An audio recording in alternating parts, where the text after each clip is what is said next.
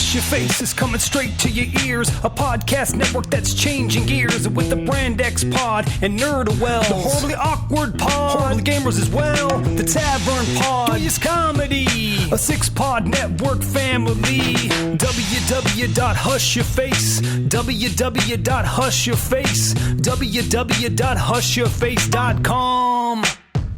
The Horrible Gamers podcast may contain content not suitable for all ages. Listener discretion is advised. Hi, this is Normie Late from Zombie Cast News. This is Scott Clark with the Gaming Outsider podcast. Hey, this is Sean Iams Fuller from Horribly Awkward. This is Matt Bradford with the No Sleep podcast. And you're listening to Horrible Gamers Podcast.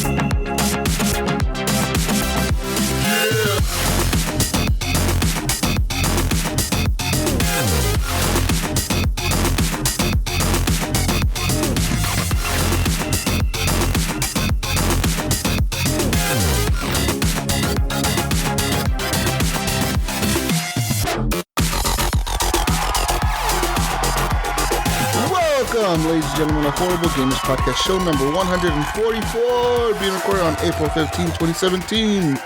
Ladies and gentlemen, you all know my voice. Jesus Gonzalez here, a.k.a. Jesus Walks a Lot, but today I'm joined by two of my amazing co-hosts. One of them is that one Canadian guy. You may know him as Canadian, or Gib8777, or as Ryan Gibson. Welcome back, Ryan. What's going on, everybody? I'm fucking sick as a dog. Yes. Woohoo! Let's sick do this. As a dog. Guys, I'm also joined by my favorite West Coaster, Gunny Chief Henley Merrill. Welcome back. What's up, guys? I'm happy and I'm healthy today. Yeah. Woo! Fuck you. Fuck you and your healthiness. Hell yeah. America. Healthy America. Guys. Healthcare's taking care of me, guys. You know what they told me? They told me, we can't do anything for you. Go home and get rest. Damn. That cost you nothing? Whoa. It didn't cost me a thing. Okay. Except for like 2 hours of my time. Guys, make sure to follow us on Twitter at _HorribleGamers. If you want to leave a voicemail, you can at 971-319-1421. There's no voicemails this week, but go ahead and leave one if you want to hear your voice on the show. Also, make sure to check out our network, Hush Your Face, at hushyourface.com. Also follow him at HYF something Hush Your Face on Twitter and on the Facebook machines. And join our community at facebook.com/groups/horrible gamers. Also, find our page at Horrible Gamers on Facebook. Guys, it's a lot of shit to go through. I don't want to go through all of it, but I want to welcome the new members. John Abramovic, I think. I think it's Vic. It could be Abramovic. Abramovich. Vic. It could be a Vish. Yeah. Terry Pack, Jason Crowder, Frankie Polsinelli, Dustin Kyle Rotten. It's rotten. Yeah. Dre Stays Humble, Joanne Ann Hudson, Andy Consolacion Matus, Kreshniak, and Stan Farina. Welcome to the group, guys. I thought that second last one was going to throw you, Jesus. You did that pretty good. I did, huh? I'm getting better at this. Butcher their names too bad. I am getting better at this, guys. But welcome all, guys. Thank you for joining our community. And if you want to join the community, I already told you how. We'll tell you again at the end of the show. But, guys, this is a video game podcast, and we're going to talk about video games this week and what we've been playing, starting off with Gunny, because I know what I've been playing, and you probably know what I've been playing. But Gunny, what have you been playing? I have been playing. I bought Thursday. I saw it was on sale on that spring sale on Xbox Live, and that was Homefront: The Revolution. Oh shit, you bought that? I did. It was on sale? I think it was like $6 on Steam, damn. and like 17 or 15 bucks on Xbox Live. So you bought it on Steam? No, I did. I bought it on Xbox Live. Oh damn. I picked it up there. So, yeah, I don't know. I mean, we as we all know, it didn't get great reviews. I know you play the alpha and the beta. Jesus, is that right? Yeah. Played both of those. I didn't play either of those. I've seen gameplay. I watched reviews back when it first was released. I don't know, what was it, 6 months ago or so? About 7 months ago, 8 months ago. Was it didn't release in like in August or something like that, September? Gosh, it might have been almost a year or so. One of those early releases.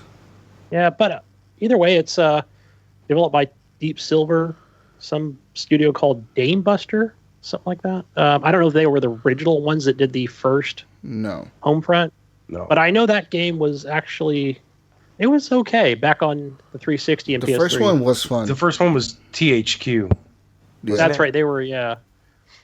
Yeah, so, it's an open world first-person shooter game set in Philadelphia. These are good. And you having fun? So I'm only about 4 hours in. Okay. Yeah, and it's, I mean, the graphics are, they're not so good. But I think that the gameplay itself, the shooting, because I love first-person, third-person shooters, and it's okay. Yeah, it's not blowing my skirt up, but it's, man, the first 2 hours, I would say, were just like, I was just a little frustrated by, where am I going? What am I supposed to do? So, yeah, but it's now I feel like I've gotten the hang of it. I think I know what I'm supposed to be doing now, like how I'm supposed to take over these bases. You're basically just like, the resistance because North Korea has taken over the USA.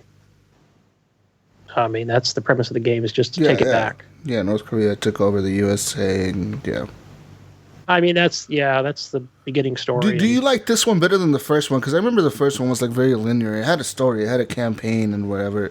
Is this one better than that one? Now that it's like open world, do your thing. So I never really played the first one. I watched a lot of gameplay on YouTube. Mm-hmm. But no, I don't think I ever played the first one at all. That's weird. Yeah. I remember when that came out on 360. I remember I was so hyped for that game because I kept seeing the way they talked about earning kill streaks. You didn't earn them for how many kills you got. You earned them for how many points you wanted to spend on them. So you would earn points throughout the match for like getting kills, for defending objectives, for doing shit like that. And then throughout the match, you could use any kill streak you wanted as long as you spent the points on it. So like unlocking the tank was like 1,000 points. Getting like armor you can put down for you and your guys to pick up, that was like 100 points. That was like the cheapest one you can get. Getting the UAV was like 500 points. So like you would have to think about like, okay, should I save up all my points? Do we have enough time at this match to save up all my points and get that tank at the end to get the win? Or should I just start using these things to help my team now? And it was really a balance of doing stuff like that when you were playing that game. Yeah, are you talking multiplayer on the first one? Yeah, and the multiplayer. I don't know if I'm not even sure if this has multiplayer or co-op. Weird. I'm just playing the single player campaign. The multiplayer was pretty good, man. I liked it. I really enjoyed it in the first one. It was fun. It wasn't the greatest, trust me, it wasn't. But it was fun and it was good and they had good maps. The perks were pretty cool. It wasn't bad. I'll try out the multiplayer if it has it. I just kind of immediately... I don't think this one does. Yeah. I think this one's like the Division where the multiplayer is you co-oping the story with other people. Okay. Are you sure? I'm pretty sure. Is it co-op? I have to go back and check, but yeah, but the single player is, I mean, it's really just, it's weird. You'll see your AI teammates, whatever, running around, and you have to basically chase after them to try and catch up with them. To press X so that they can join you. Yeah, it's a little broken in that sense. You know, like, you're like, would you just stop? Hold on, wait. I'm gonna attack this base. I need you to come follow me real quick. And they're like, "Oh, fuck you! I keep running around the map." You're just running around like crazy, like your hair's on fire. Okay. So yeah, I usually just get about 3 of them. I'm like, fine. I'm just tired of chasing teammates, you know. And they're actually, I like them because they're a good distraction to the enemy, so they're not just totally focused on me. Yeah. But I've noticed also that, man, I'm playing on medium. There's like easy, medium, and difficult or hard. Yeah. And man, I'm going down quick, like really fast. So the only armor I see, it costs like $5,000 or whatever if you want the armor. That was like the most expensive item, you know, that's kind of in your shop, or, you know, whatever you call that, where you go and, you know, at each base it has that store where you can do like your loadout and buy grenades and shit like that. So, but I'm like, man, I'll never get to this because it seems like, you know, I'm always buying like, you know, a grenade or some kind of incendiary, you know, and go back out. And but at the same time, you are collecting things like what they call, I think it's junk or something. You know, it might be like batteries or copper wires out of PCs, stuff like that, or trash cans. I can't think of what other game used to do this, but yeah. Okay. You could just be walking around like, you know, through a neighborhood or, you know, through an empty house or something, you know, picking up random items. And there are other things like you can pick up to, let's say, you can craft, not the health packs themselves, but, you know, like you can craft grenades. And that actually works pretty good. So I do like that aspect of it. But, you know, you just got to make sure you have the right parts to it. Or you can just go and make the purchases themselves at each safe house. And they're not too far from where the action is or, you know, the next base you have to take down. The one frustrating thing I found with it is, again, you know, getting shot and dying quickly. And then once you die, if you have a lot of that junk in your inventory, it disappears. So when you respawn back at the base, you know, or back at, let's say a safe house, all that junk has disappeared. You're like, God dang it, you know? You got to go back out and, yeah. The other one is, I don't know, I'm surprised it hasn't pissed me off as much, but let's say you do take over a base or in an area or something, you know, whether it's a medical facility or a military base. They'll send you like a text message because you'll have a phone. They're just saying, oh, great job taking that down and completing this and awesome. You get $0 for that. I'm just like, okay, that's shitty. What the fuck? I'm like, I'm waiting for like $1,000 to roll in, and or I think a couple times. I mean, something. Give me like $100 at least. I could buy 2 grenades. Yeah, because they're like $50 a piece. So yeah, that part of it's broken. But I don't know. I'm still gonna. I think I'm gonna finish the campaign. I feel like I'm gonna be able to get through this. What's the story here? You're trying to take back Philadelphia or something? Yeah, that's the deal.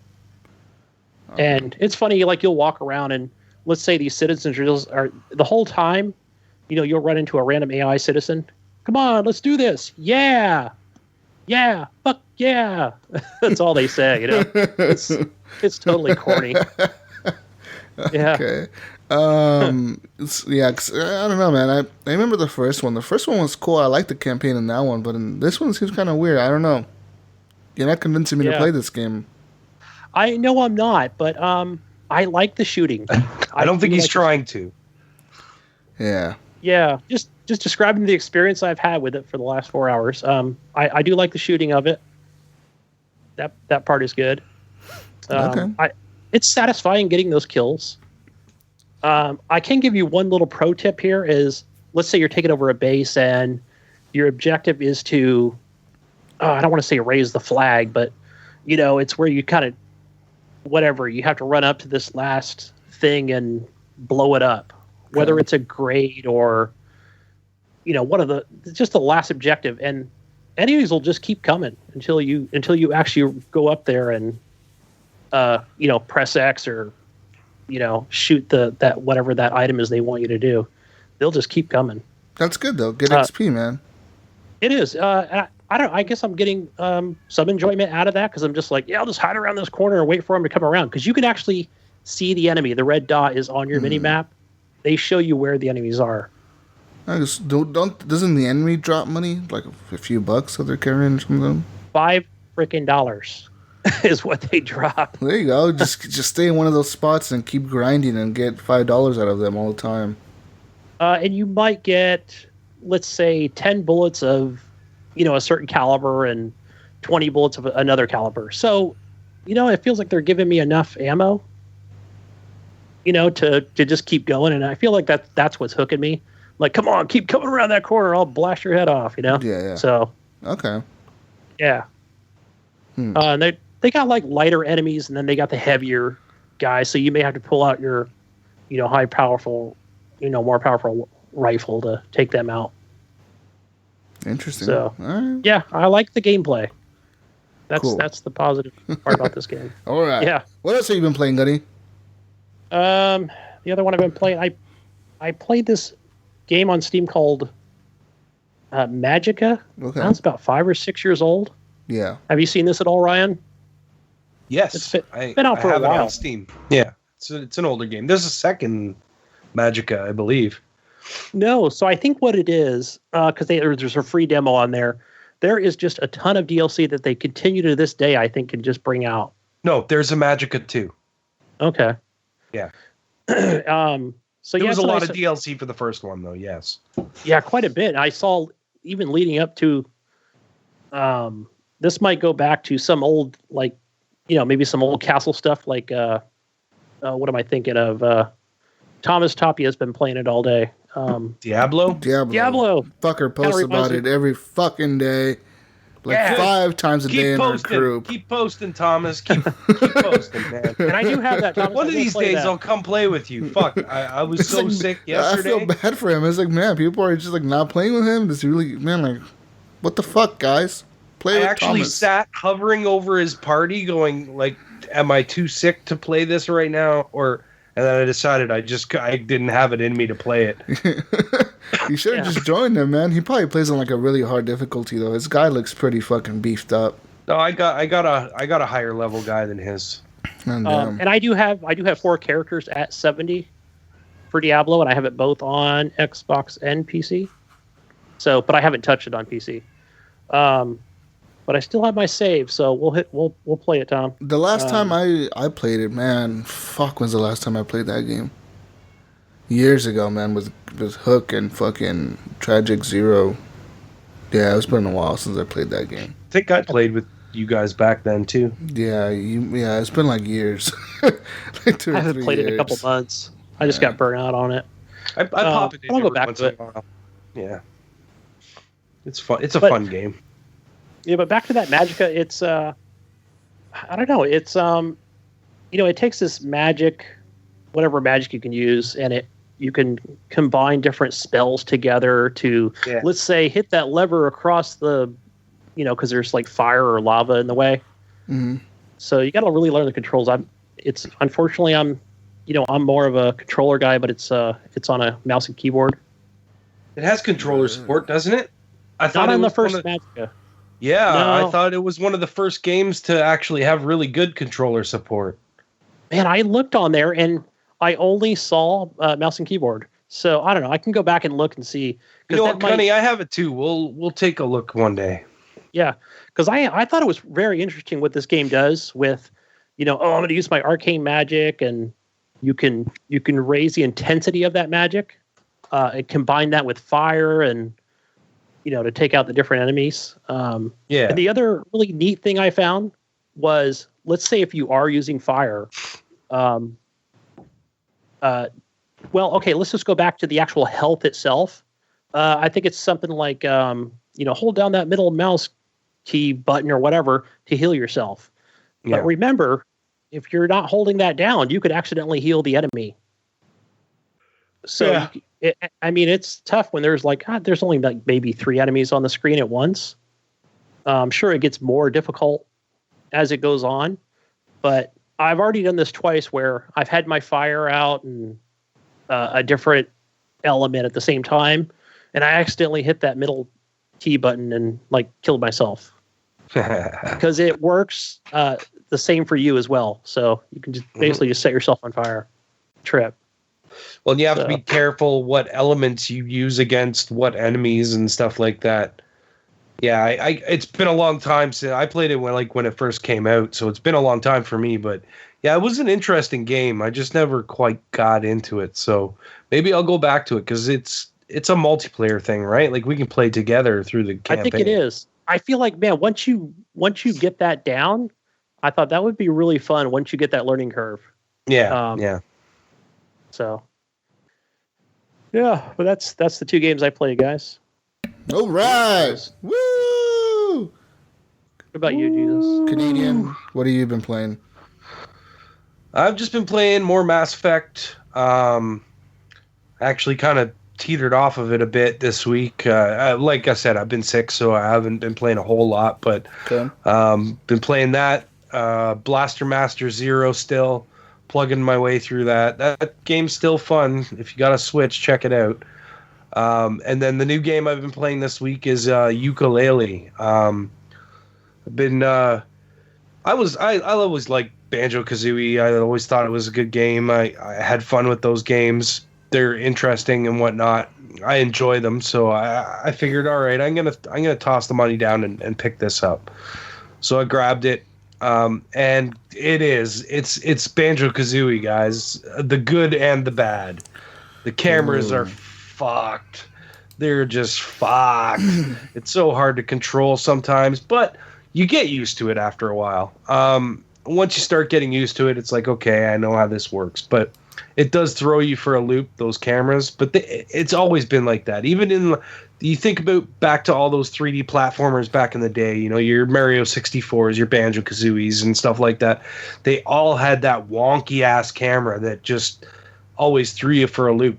Whenever you got too close to a wall, it would, like, zip in the wrong direction. Or, like, for instance, in this, I'm going up an elevator, and then when I get to the top floor of the elevator, the camera will fucking spin because there's a wall there or something like that. So it spins to move out of the way, and then you end up jumping in the wrong direction because the camera changes all of a sudden, Little things like that, but you get used to it, the timing of it, and you know when things are coming up, and, you're exploring, you're collecting stuff, you got your feathers to collect and your book pages to collect and all the stuff that you would normally do in Banjo-Kazooie.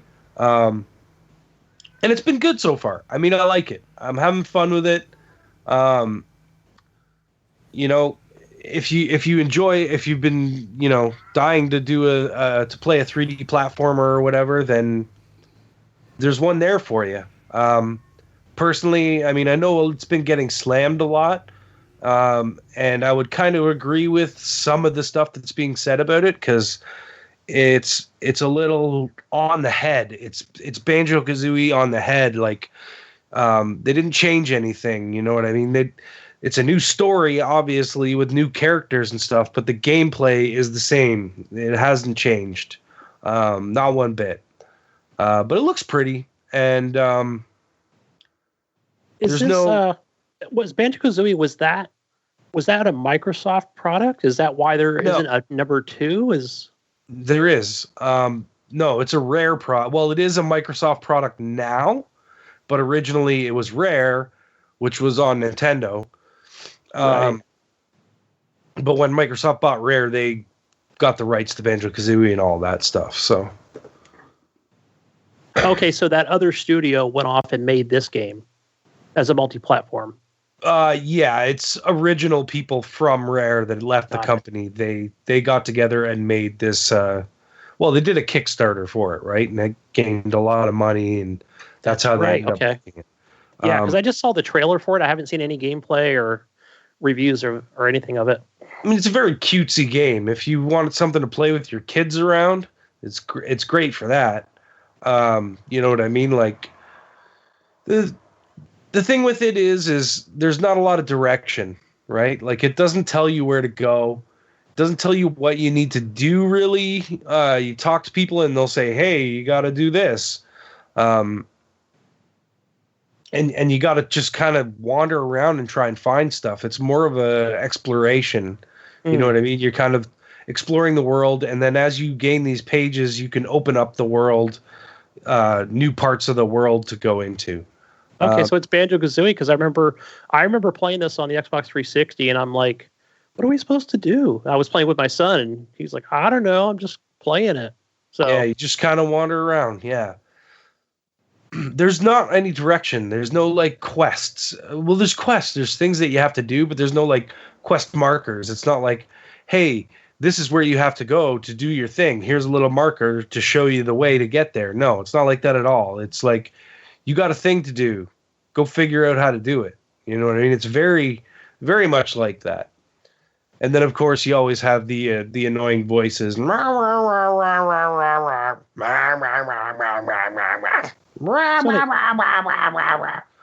so you're saying Kathy like fucking hates it. So that sounds like they sound like my wife? Yes. Okay. Very much. I hope she didn't hear that. Yeah. Yeah. All right. But yeah, so that's Yooka Laylee. I mean, if you want a 3D platformer, there's one out there for you. Check it out. But that's all I've been playing this week. What you got there, Jesus? So this week, guys, I really have not played nothing else besides a little bit of Siege. I've been playing nothing but Mass Effect. And even like on Siege, right? I was like, you know what? I need to play a multiplayer game. I want to go play some multiplayer. And I was like, what's one of my favorite multiplayer games? Siege. So I went to go play Siege. I did one of the terrorist hunt challenges where like I have to win a terrorist hunt as a SAS. I did that. And then I was like, I'm not doing this. I'm not doing this. Fuck Did you claim your Easter Bunny charm? I have not. Those are pretty easy, actually. If you set those up and takes a few seconds, I know I have it. I still need to do it. I better do it tonight because I'll be gone tomorrow. Yeah, there's just like, it's probably like win 3 multiplayer matches and. Well, there's the one that's, I think there's 2 of them. So this time they have the Easter basket emblem. And to get that one, you have to win MVP with like over, I think it's 3,000 points or 3,200 points or something like that. You have to win MVP with that many points in a multiplayer match. And the second one is win multiplayer with over like 5,000 points and be MVP. Yes. And to get that one, that's the one to get the chocolate bunny or whatever. So I don't know if I'm going to get those, man, because getting MVP is kind of hard these days. People are just too fucking good. They're too good. They are. They've been playing too long, you know? We don't have that kind of time. Right? They're the fucking esports players because they're good, man. Like I was playing with these guys and they were just killing it. I just literally, all I did for that match, for one of the matches that I played in multiplayer, was sit in a room. I didn't even have to fucking leave the room. I just sat in one corner the whole match. I didn't even shoot my gun once. There should be an achievement for that. Don't shoot your gun and win the match. Because I just sat there and like the team just won the match. They just were killing everybody, killing everything. Yeah. Pretty much. You guys are good. But besides that, I've been playing nothing but Mass Effect, and I think I'm almost done with this game. I have like, at this point, 50 something hours, 60 hours in the game, something like that.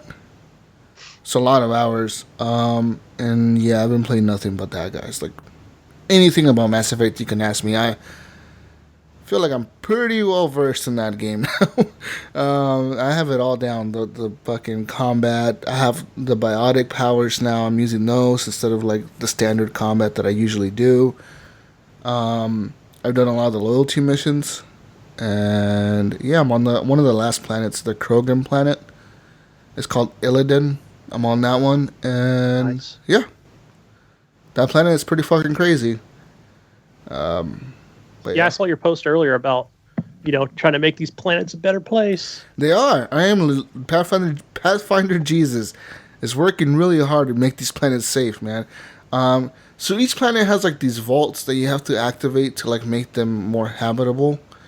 And some of those vaults are tricky, dude. Like, because once you get to like the center of the vault, all the way in there, you have to activate this thing that resets the vault or whatever. But when you do that, like this big fucking cloud of smoke comes out and it'll fucking chase you. And if you get caught in that, you're dead. And that shit is kind of hard to outrun sometimes, because there's like these little, around the vault, you'll see like hidden areas where like they're like behind force fields, but in there's like a loot box. To get that loot, that means you have to run there during the time you're supposed to escape the vault. You have to run to that area, pick up the loot, and then continue running. And are you being chased by enemies at the same time? No, it's just or not chased. Well, but, sometimes. Sometimes if you haven't killed all the enemies, then yeah, the enemies will chase you. But if you've killed them all, you're pretty much the vault will be kind of empty, and you're just running around. Like a lot of platforming, you have to jump around a lot, use your jetpack a lot. There's a lot of that going on. So yeah, it's hard, man. So I actually died in one of the vaults yesterday, like 2 or 3 times. It was the day before yesterday, actually. Like 2 or 3 times I died in that vault. Cause I was trying to figure out how to get into this room. I was like, "There's fucking loot in this room, and I want it. I just want it." So I was like in there for like a few minutes, and I see the smoke getting closer and closer and closer, and I was like, "Fuck!" And I was jumping up, and I was jumping down, I was jumping up, I was jumping down, I was jumping left, right. I couldn't get into this room because I forgot how to get there. So then the second time when I respawned, I went to the room, and I made like a pathway to where the vault controls were. I was like, okay, this is the way I'm gonna go. And then I did that, and then on the way there, I saw another loot crate, and I was like, okay, I need to pick up this one. But by the time I picked up that one, I didn't have no time to go pick up the other one. So I was like, you know what? Fuck it. I'm just going to take this one and go. So they're only activated once you activate the vault? Yeah. Is what you're saying? Yeah, like they have like force fields around them, and the force fields go down. They don't open until the vault, yeah. Yeah, and that's hard. So I've been playing that. But yeah, dude, that game is good. I've done nothing but play Mass Effect. I'm fucking in love with that game. It's fun. It's a cool story. I love my crew. It's awesome, dude. Everybody's saying that the next Mass Effect, they should bring back the old people. And I'm like, I kind of want them back. At first I was like, yeah, fuck it, bring them back. But now I'm just like, nah. Yeah, but they can't do that. They can't do that unless they decide to scrap this storyline altogether. Like all of a sudden just kill off Ryder and everything, you know, like kill off the Andromeda Galaxy or whatever. That makes no sense. And go back to like a prequel or something with Shepard. Yeah. Maybe something. Or something in between, like the DLC. Or like something in between, like Mass Effect 2 and 3 or some weird shit like that. I don't know how they could do that. Or somehow just say like Shepard survived somehow, or fucking no magic. He survived through magic. That would just be stupid. You never know. They could. They could do whatever they want. They could just say he survived through magic. Yeah, I guess. I mean, they could. I don't know, man. Doesn't mean it's not stupid though. Yeah, but this game, I don't know. Everybody was been knocking this game. They don't realize that this game was actually made by BioWare's C team, which.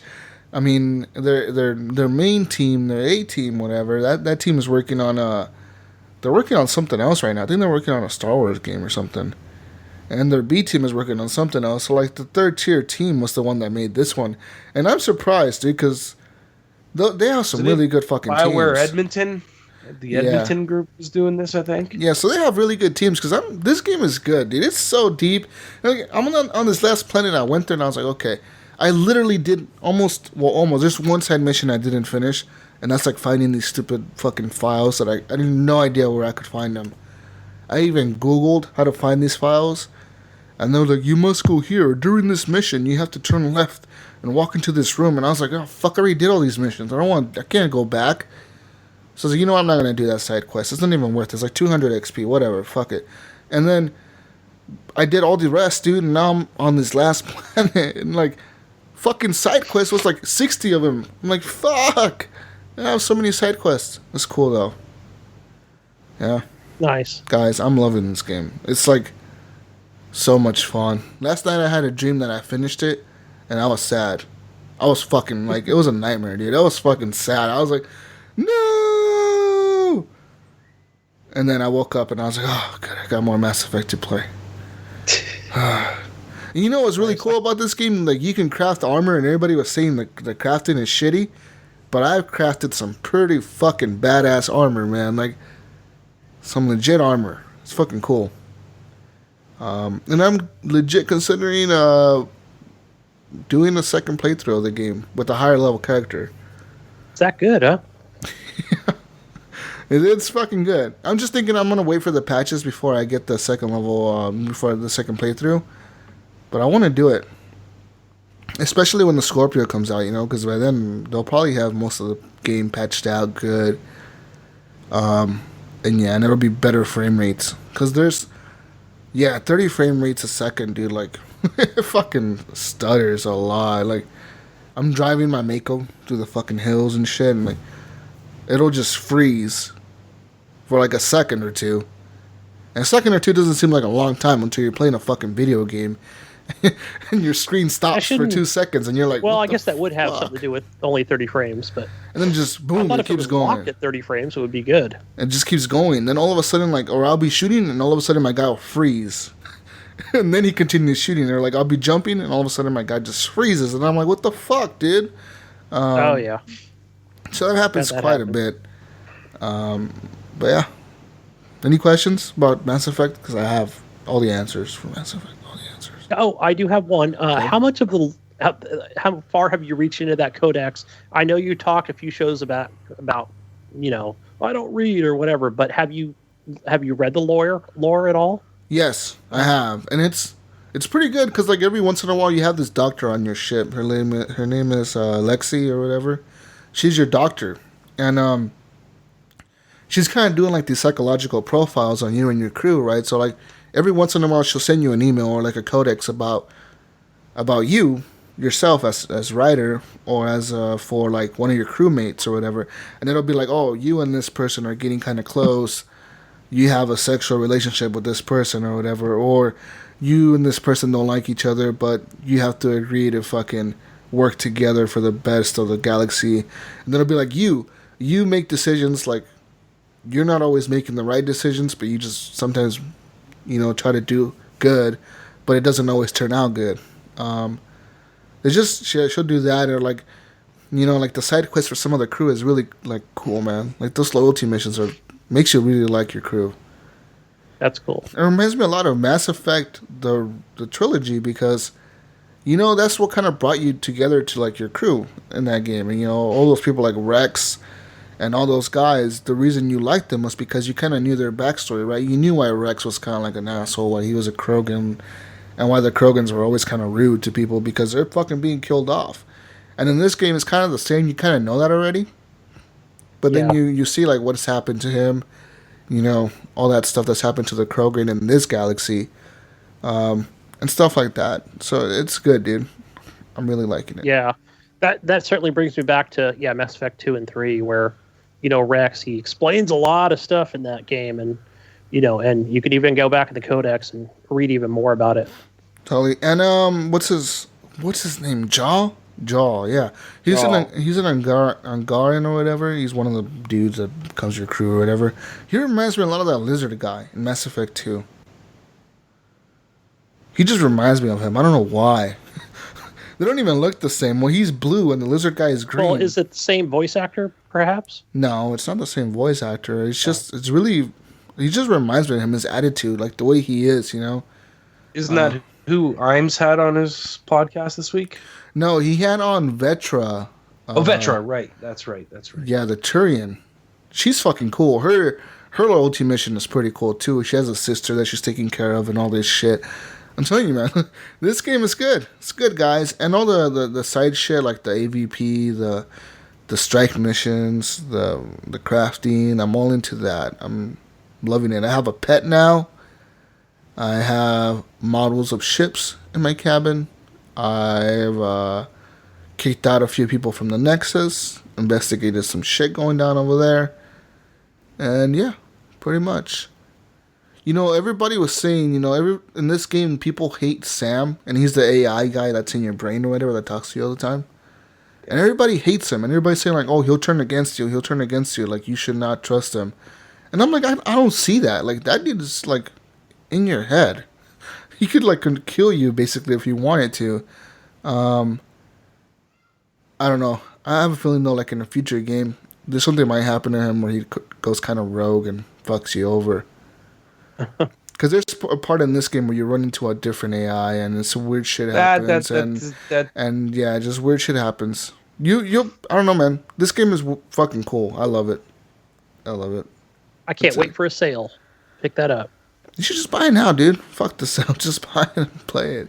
You're going to want to play nothing but this game. This game has taught me one thing. If it's taught me anything in the last 2 weeks that I played it, 2 weeks, it's that I don't like being a social gamer. I feel like I'm done. I'm done being a social gamer. I don't like being in parties. I don't like gaming in parties with other people. Well, I mean, this would be the game to do it in. That's for sure.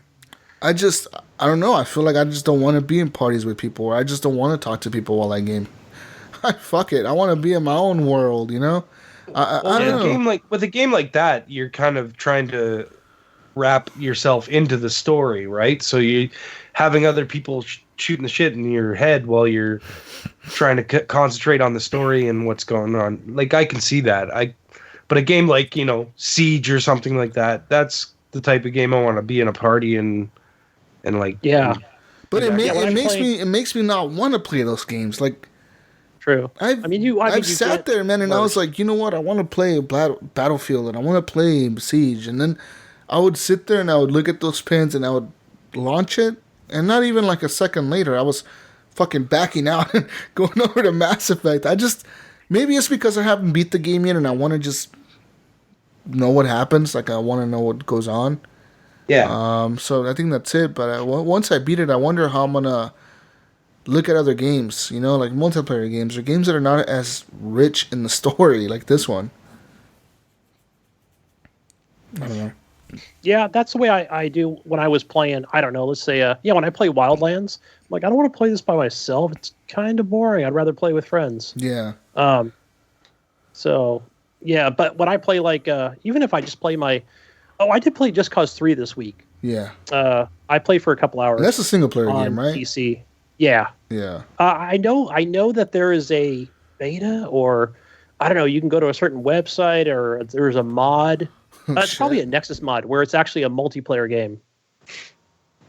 It's just more of a sandbox, I guess. That's a mod of the first game, I think, or the second one. Yeah. I know they're talking about Just Cause 3 doing a co-op kind of thing, but nothing official. That's weird. But yeah, when I'm playing that game, man, I'm totally immersed in that world. Yeah. And yeah, I had a blast the other night playing that. I freaking love the Just Cause series. Yeah, I would say Just Cause 2 is one of my favorites. Yeah, I don't know. Once I finish Mass Effect, I don't want to finish it. That's the thing either. Like, I'm trying to drag it out as much as I can, man. I'm just driving everywhere, driving across the whole planet, just discovering random shit, discovering side quests. Yeah, I'm loving it, dude. I don't know. It was really weird. I didn't like Dragon Age. I guess I didn't like the setting of Dragon Age and how kind of closed off it was in different sections. It was really weird. Maybe I should go back to Dragon Age after this game and try that out. I know Brink put a lot of hours into that, and I found it difficult. I did. I didn't like it from the beginning. I was like, nah, this isn't for me.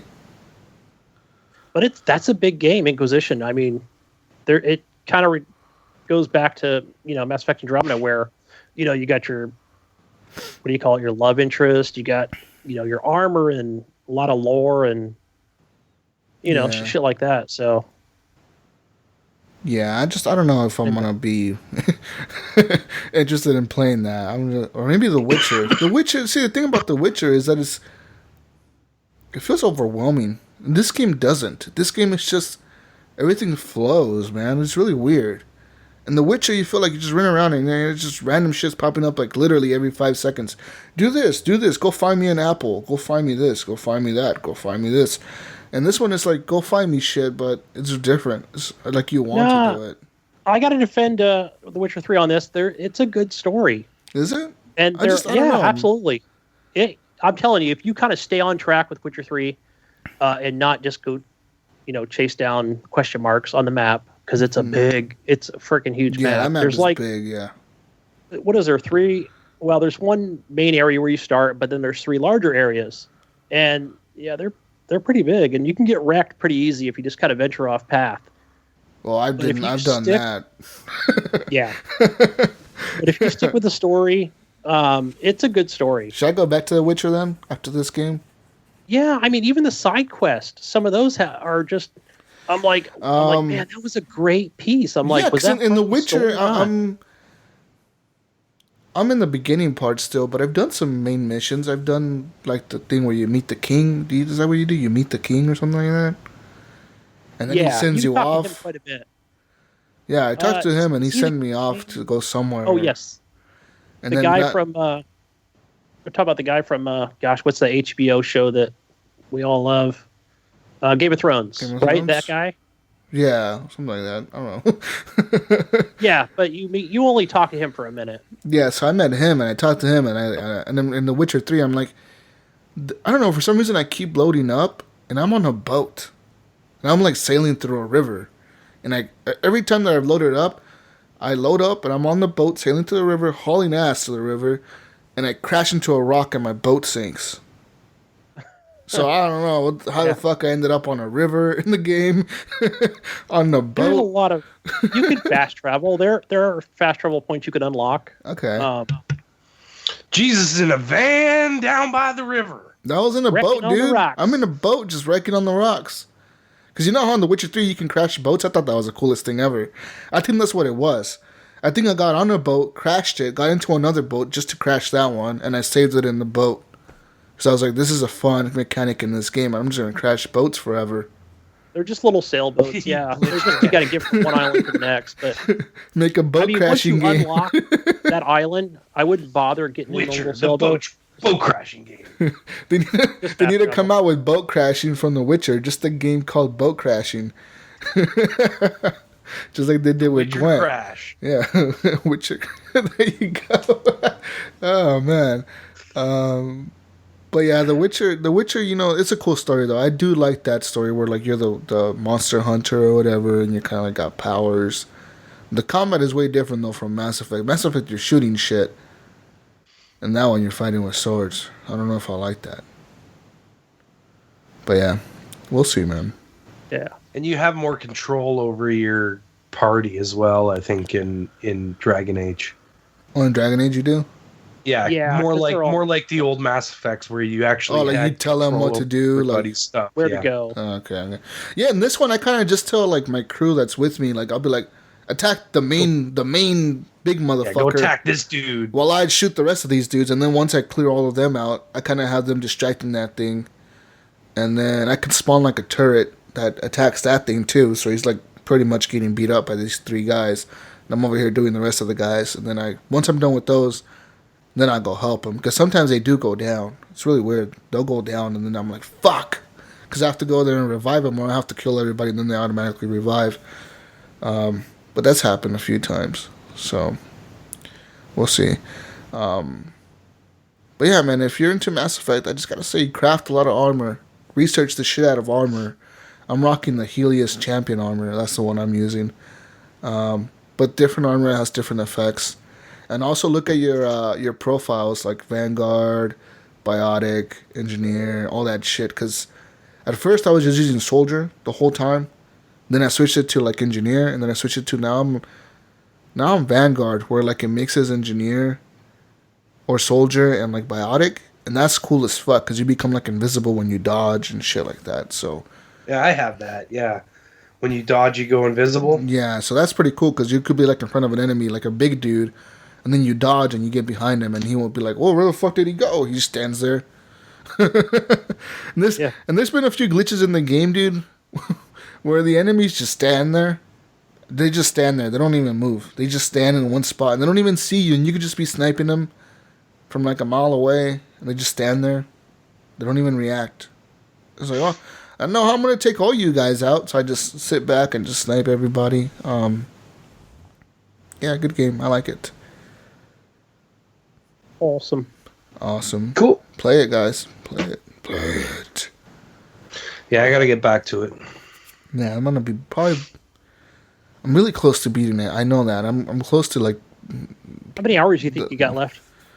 I don't know. I said he beat it, and then he went back, and there was more to do once he beat it. So. I don't know. Maybe 15 hours, 20 hours left, maybe more. by next show, I should have it beat. I don't get the hate this game is getting, dude. I literally don't get the hate that it's getting. Why people don't like this crew? I think they're just not giving them a chance. It's that mob mentality, you know. I just literally think that... I didn't say they got a story. Well, yeah, part of it was the story, but it was all about the visuals. You know, you got these pixel horrors out there. And the game is pretty, dude. There's a lot of parts in that game where I've taken screenshots, and I'm just like, wow, that looks fucking cool. So, yeah, I don't know. But... I don't know. I've seen different things where I am posted a couple things, and they looked fine. But then Wingman said there was really no difference. I don't know. Maybe I guess they're played on two different systems. One's on Xbox, one's on PC, Sony, PS4. PS4, yeah. Yeah, that's true. And I'm just playing on the Pro, so this is upscaled to 4K or whatever. And he's got well, they both have the TV for it, so. Yeah. But anyways, you see that that plug or that shout out that Iams got for Wingman?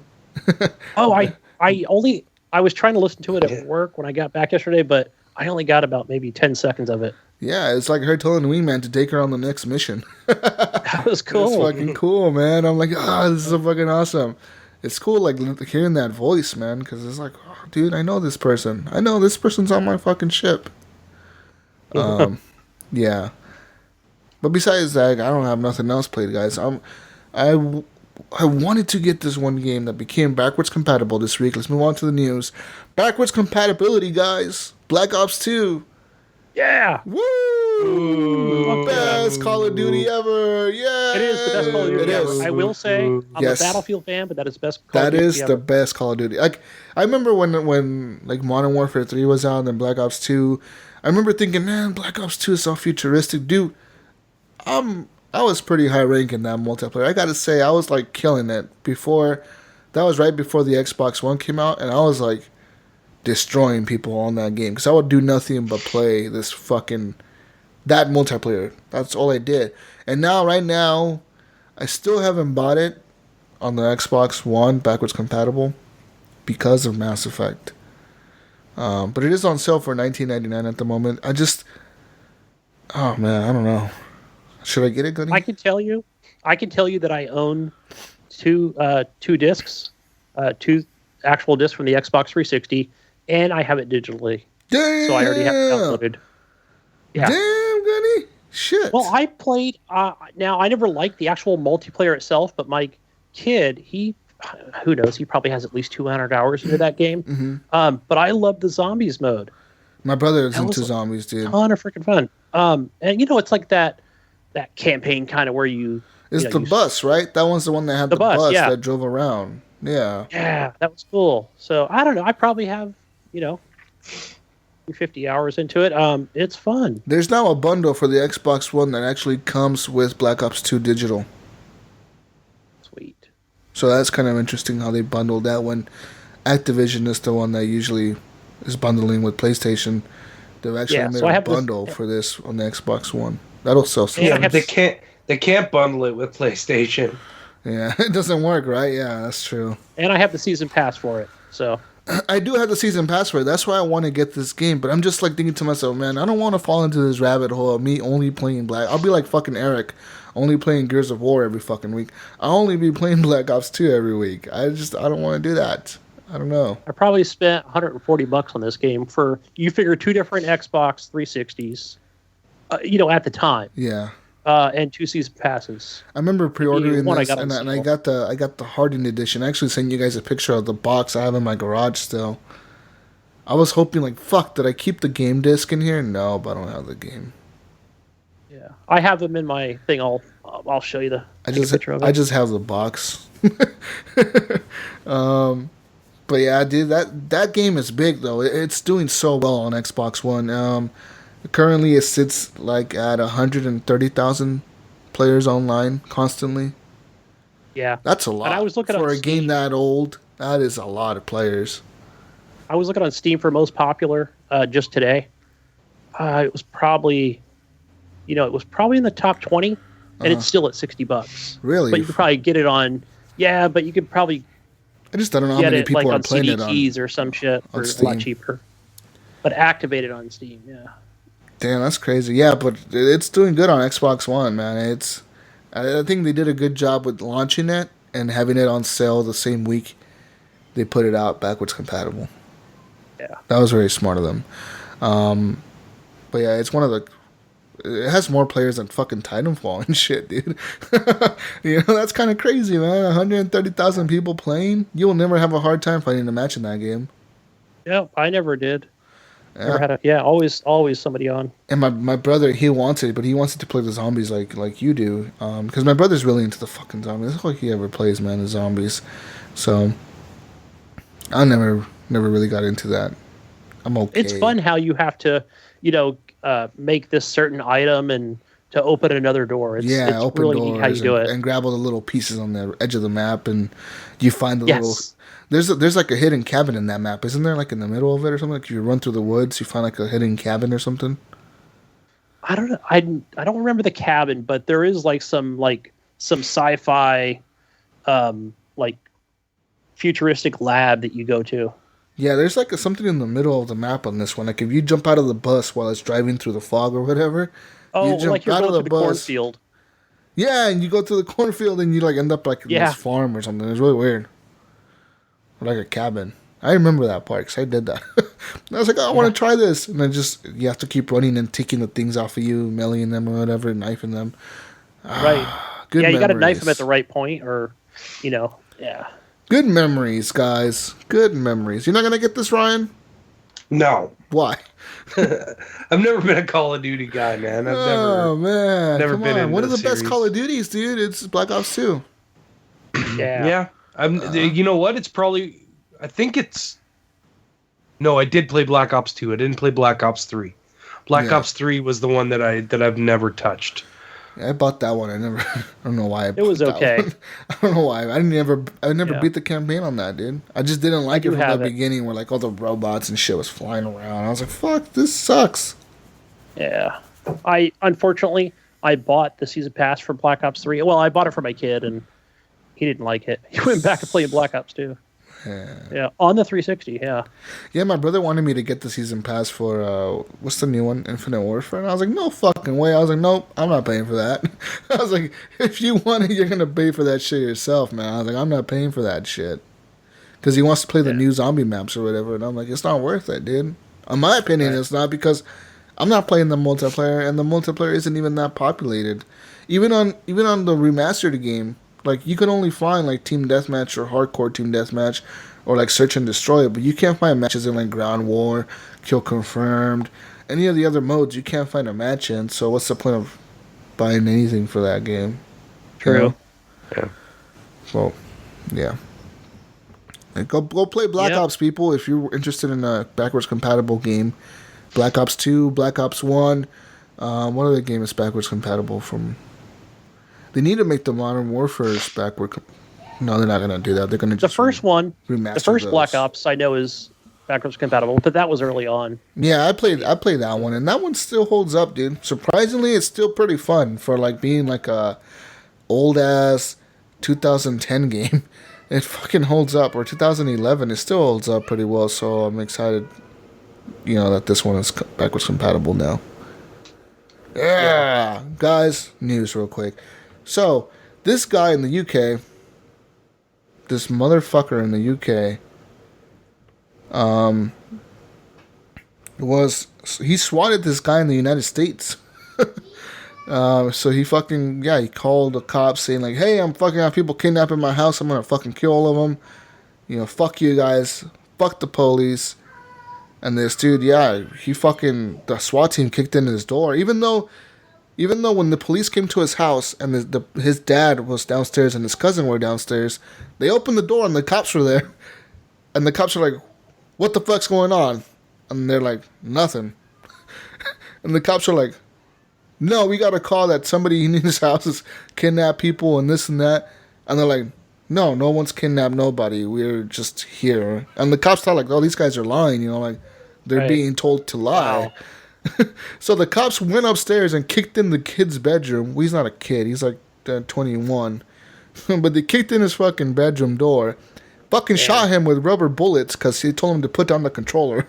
And they fucking shot him with rubber bullets. And yeah, they fucked up his face, dude. They broke his nose. I think they fucking, yeah, they pretty much fucked up his, because they shot him like right in the face with the rubber bullet at close range. And I don't care if it's a rubber pellet. That thing's gonna fucking hurt, dude. It's gonna hurt. You ever got hit by a fucking paintball before? Yeah. Those things fucking hurt. Imagine that a thing rubber bullet at close range, probably like 5 feet away from you, probably closer than 5 feet from you, hitting you right in the face, like legit hit him right in between the eyes. Oh, He's lucky that wasn't a bullet, but yeah, they fucking shot him right in the head, and they shot him in the chest a few times, and they took him down. They arrested him, and then after questioning him and then taking him to the medical center, they questioned him, and he was like, "No, man, I was just streaming. I was just playing the game, you know." And yeah, basically the dude who had him swatted is a guy who lives in the United Kingdom. He's 21 years old, actually, himself. And he called the police and told him that he had a gun, he had bombs, and he would kill 3 people if he did not get $15,000 in cash delivered to the house. Oh, Jesus Christ. So, wow. Yeah, man. I remember watching, this was maybe 2 or 3 years ago, but I remember watching it on TV where, like, it was another guy that swatted another guy on in America. But yeah, I mean, the police came in and just beat his ass, you know. And you gotta think about it. He was pissed, you know? You gotta think about it though, man. Like, gosh, if the cops don't respond, or like if they say fuck it, and it actually is some kind of crazy situation going on, then the cops look bad, you know, because everybody's gonna be like, "Oh, you didn't do your job," you know. But then if they go in there and they fuck you up, then they look bad anyways. So it's kind of like nobody wins in this situation, man. They can't win, yeah. Yeah. Anyways, the guy who was from the United Kingdom, actually, his shit was traced. The police were able to trace his phone call using the FBI and shit like that. They actually, in the United Kingdom, they collaborated with the police there and Interpol and all that shit to arrest him. They arrested him at his house in the UK, and now they're going to charge him with, like, making false terrorist threats and all kinds of weird shit. And then when he was arrested, he confessed. He's like, "Oh, I'm just a YouTuber or whatever. Like, I swatted this guy because, you know, like, I thought it was gonna be funny as a joke, you know. And the reason I did it was because one of my followers on YouTube asked me to swat this guy as a joke. Like, hey, swat my friend." So he was like, "Yeah, I'll do it." That's not a joke, though, like, man. That's just not. Yeah, and the cops told him, like, "You think that's a fucking joke? You're fucking wasting resources on the police. You could have got him killed if they would have fucking had bullets in that gun. They would have killed him." Well, they did kill him, right? Well, no, he's not. No, they didn't kill him. He's alive. They just broke his nose and his lungs were bruised. Shot him with rubber bullets. Yeah, his rubber bullets. Okay. And but now the kid who asked him to do it, he lived in the United States, and he was arrested also with facing the same charges the guy who swatted him is facing. So yeah, 2 people were arrested because of this, and it's the first time that people have actually been arrested for swatting somebody. So that's kind of a new thing. Good. Before they wouldn't really arrest you; they would just say like, "Oh, you know, like we can't do nothing about it." But now they're getting on there like, "Fuck it, we're gonna arrest people for doing this." Yeah, shit, they gotta. They have to, man. Like, if they don't do anything, then people will keep doing that shit, and it needs to stop. It's stupid. They both face up to 20 years in prison max if they are found guilty on all the charges. So that's a pretty long time if they're actually found guilty, and depending on how the judge feels about it, they might be in prison for quite a while. Yeah, because I remember that story from a couple of years ago. I don't remember all the details, but now I remember that the other person wasn't charged because they didn't have like proof or whatever, or he used his computer, you know, and masked to the swatting. But I know the guy now keeps a thing on his door saying, "I'm a YouTube streamer" or whatever, you know. Mm-hmm. I think it was when Twitch first started up. So I'm a Twitch streamer. Don't come in and shoot me, something like that. So yeah, that's crazy shit there. Yeah. Scary. So yeah, man, being swatted is scary because people can do it. I don't know. It's fucked up. I don't recommend you ever trying to do something like that to somebody because, first of all, it's fucking stupid to do it. Second of all, it's fucked up of you to do that. And third of all, you can get people shot and hurt, man. Like, you know, people have done nothing to you but game online. Yeah. The other thing I noticed too is because I watch a lot of Twitch, and that is people. They almost, I would say, like even some of the ones I watch, they won't even say what state they live in, or their real name. I wouldn't. They'll say, "My name is Bob," so. yeah, like fuck it. Because think about it, man. Somebody doesn't like you, or they just all of a sudden don't agree with you because of something you said of a game, because they love Mass Effect and you don't. And then they're like, I'm gonna fucking swat you. Fuck you. Yeah. You know, like, oh man, that's horrible. Yeah, don't do that, guys. Fuck that shit. Don't do that. Don't be stupid. Be smart. Guys, more news. More news. Just have fun, guys. Yeah, it's play games. Have games. fun. Jesus. Enjoy them. I don't fucking Don't get so caught up in it. trying to get people killed and shit. Guys, more news. TV news, guys. TV. Scorpio will support TVs. All kinds of TVs. Oh, But there's news on the TV front. Really? So, people are now thinking that TVs in the future, the new 4K TVs, might have a feature that Xbox Scorpio is actually future-proofing for. So the Xbox Scorpio actually supports like a variable refresh rate, and like basically they support like G-Sync and shit, like monitors, like computer monitors have, where like G-Sync and all that shit, AMD's FreeSync. FreeSync, yeah. All kinds of syncs. My monitor has FreeSync. Yeah, so see, the Scorpio will support that. I don't know if games are really going to utilize it, but they're going to support it on the Scorpio. Yeah, it'll be free display. Will the Scorpio support 21:9? That's a true question. I don't know. But they're thinking that in the future, because right now, TVs refresh at 60 hertz or at 120 set, like, or sometimes 240. Some TVs have 240, right? I've seen that. Are there? Yeah. Maybe the high ends. I don't know. Yeah, I've seen like some. No, there's some of them that do. I've seen some of them do 240, like the plasma ones, mostly plasma or whatever. But they're saying that the Scorpio, like, say, like the new TV comes out that is like a FreeSync TV. It supports any kind of range. You're getting 72, frames per second instead of 60 or instead of 120 or whatever. So like the shit will refresh at that, and then the Scorpio is going to support that. So you're going to be able to do that, man. You're going to be able to fucking play at 72 frames a second, play at 60 frames a second. It's kind of cool, I guess. We'll see how it plays out. I don't know, man. They're promising a lot of things on the Scorpio machine that I think they need to dial it down a bit, because the moment it doesn't deliver on something, people are going to be all over them for it. Yeah, you motherfucker said it's going to do this, and it doesn't do it. I mean, I really hope they're not. I hope they're not filling us full of hot air. You know what I mean? Yeah, because I can already guarantee you it's not going to work first day launch. Something's going to be screwy, and I'm sure the fanboys will be all over it. Yeah. Oh yeah, the PlayStation fanboys are going to be all over it, man. Yeah. Also, did you also notice that since Digital Foundry and what is it, Eurogamer? Is that just a website, Eurogamer? I mean, I hear about it all the time. Yeah. Digital Foundry is a part of Eurogamer, aren't they? Are they the same thing? Are they like owned by the same media company or something? I think so.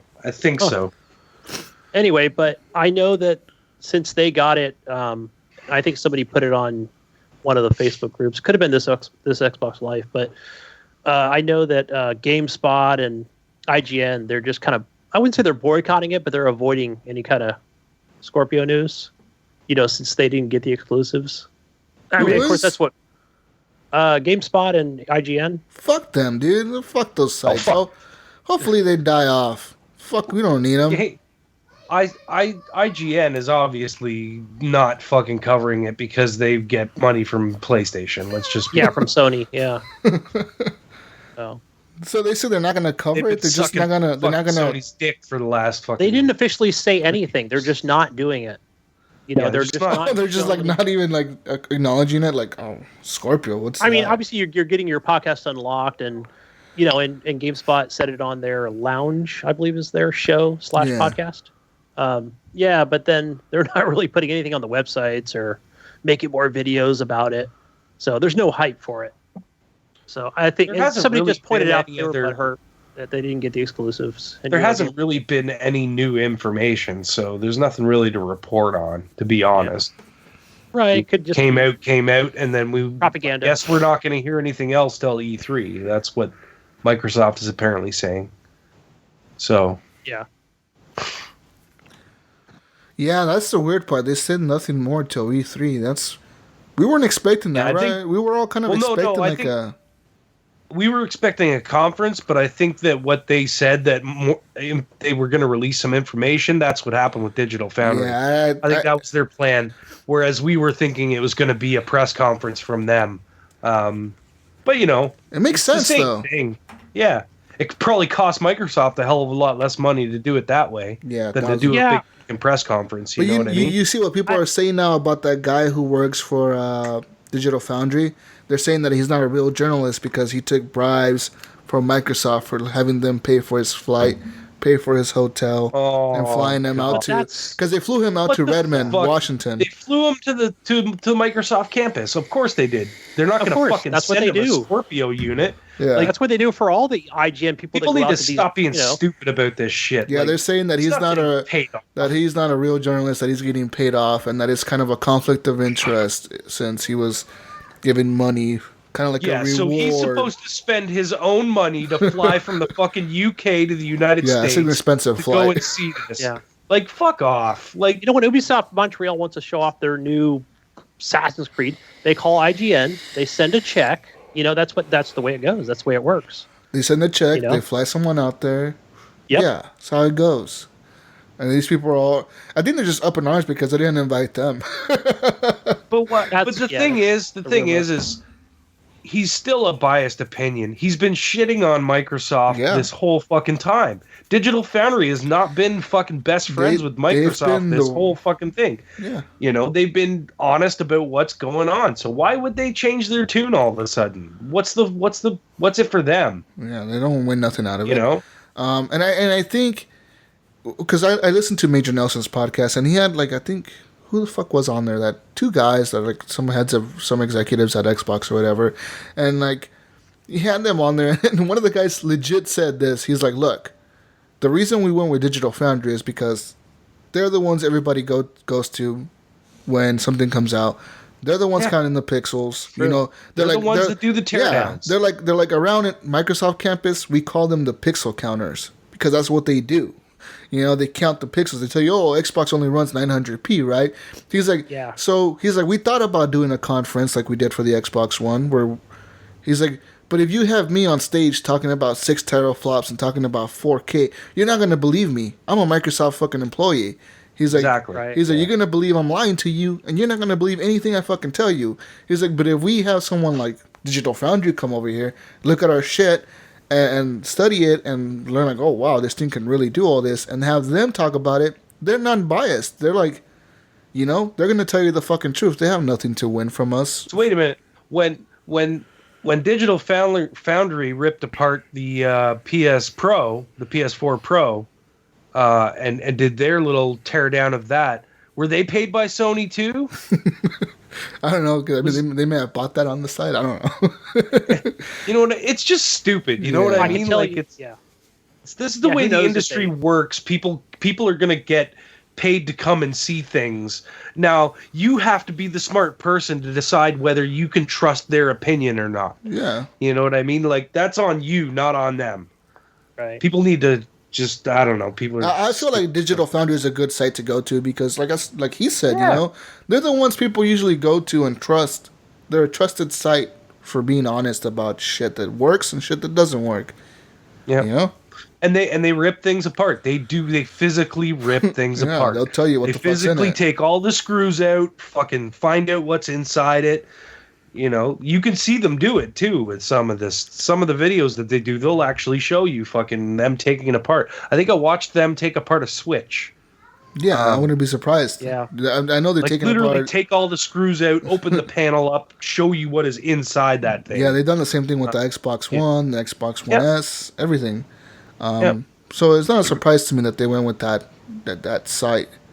No, it makes sense. It makes total sense at the end of the day. Plus, all they had to pay is one dude to go out there. They didn't have to put up a fucking tent and invite 10,000 fucking journalists out there to fucking look at shit and all this shit. That's what I'm saying. Yeah. It was a lot cheaper for them to do it this way. Set up displays and fucking fireworks and shit to fucking. I think also Scorpio. I think there may be another reason to that as well. I've watched a couple videos on Digital Foundry especially over the last year. Mm-hmm. I don't know, and they've been getting a document here and there about the Scorpio, about what possibly might be in the box. So I think I'm betting Phil probably thought, let's just squash all these stupid ass rumors, and whoever's feeding Digital Foundry with these memos, and just bring them out here and show them what's in the box. So I did watch those videos on YouTube from the official Digital Foundry over the last year that, they're getting these memos from somebody. I don't know who it was, from a developer or what. So, there was just way too much suspicion on that. So I think that's why they invited him out. My opinion. Yeah, so I guess now we're going to wait and see what the console looks like, basically, and games running on it on E3, which is pretty cool. And I want to give a shout out to one of our friends, Scott Clark from the Gaming Outsider podcast. He's actually going to E3, guys. So he's super stoked for that. I wish him luck. How did he got in too? Yeah, he got in. Wasn't it Josh? Oh, he did. I didn't listen to this first podcast. Or something like that. Josh got in as a public. He got a ticket as a public, but Scott Clark actually. No. Someone else on his podcast. Oh, Josh Faulkner. Got in. Yeah, someone else got in. Robbie. It's Robbie, right? I think he was still waiting on him. Well, I didn't listen to this week. And Scott was all jealous about it. He was like, I'm still waiting to hear about mine. I remember one of the last shows that I listened to, he was talking about that. So, and then I thought I saw him post something about he got his too. So congratulations to him, but I just wish him luck, dude. It's going to be probably hell. Everything I hear from E3 is that it's fucking packed, it's crowded. It's like you don't get to see everything. Yeah, but it's an experience. Yeah, you know what I mean. Yeah, it's gonna be an experience. If you've never gone to any kind of con or any kind of Prime or any kind of gaming convention, anything like that, I suggest you do it at least once. If you find one that's local to you or close to you, do it once, because you're gonna see some crazy shit, cosplay going on, all kinds of weird fucking shit. It's fun, man. It's a lot of fun. Gunny, I can't wait for you to come up here for Fan Expo. The hype is real, guys. I'm already working with the IAMS, meeting Scott Clark soon. So, yeah, very soon. E3, go down to. We just talked about it today, actually. We'll see. It's gonna see if it comes together. That'll be great. Nice. Hey, but guys, back to the TV thing with the Xbox Scorpio. Yeah, we know it's going to run on all the TVs. I've never really heard of an issue of any consoles not working on, from oldest to newest, as long as it's got an HDMI cable. Yeah. But I went and looked at TVs. When I go out to look for TVs, I'm never like, I'm going to buy one today. So when I just go out and just physically look at them, which around here we have, Target, Best Buy, and Costco. So Target just kind of has your basic TVs. Yeah. Really nothing mind blowing. I wouldn't even really say 4K. It's all 1080p, Mm-hmm. Yeah. But yeah, I looked at some. The ones I looked at, I really like the Sony. I think I like the Sony colors better. It's a 55-inch 4K. Sony is expensive though. It's like one of the priciest ones, legit. Out of any TV that you're gonna buy, Gunny, if you're paying for a Sony, you're paying for the name. It's like buying a fucking Apple product. I like the color. Look at the Samsungs. Don't worry about the color. Don't worry about that. You can adjust colors. You're gonna go in and adjust all that shit anyways. Yes. I look at all the Samsungs and they're nice. Especially those SHUHDs. Whatever they're displaying on the rack, the TV on the rack, they probably just literally pulled it out of the fucking box, plugged it in. That's it. Yeah. Yeah. It's not calibrated. It's not. Nothing's done to it. Calibrate your shit. Yeah. They only had on display. They had this was at Best Buy. They had an OLED. Oh yeah. OLEDs are fucking gorgeous. Whoa, that thing was nice. Yeah. But when I saw the price tag, I almost fell over. Yeah. $4,000. Yeah. Dude, Gunny, I'll tell you right now. When I was buying my TV, I sat there and looked at an OLED for, I swear, 45 minutes. I just stared at this TV going, is it worth $5,000? Is it worth $5,000? Is it worth $5,000? And I couldn't pull the trigger. I was just like, no, it's not worth it looks fucking gorgeous, but it's not worth $5,000. And it was the exact same TV as I have. It was just the OLED version of what I have. It was a curved 55-inch 4K TV, and it was fucking gorgeous. But the price was just ridiculous. Yeah, I paid $12 for mine when I bought it.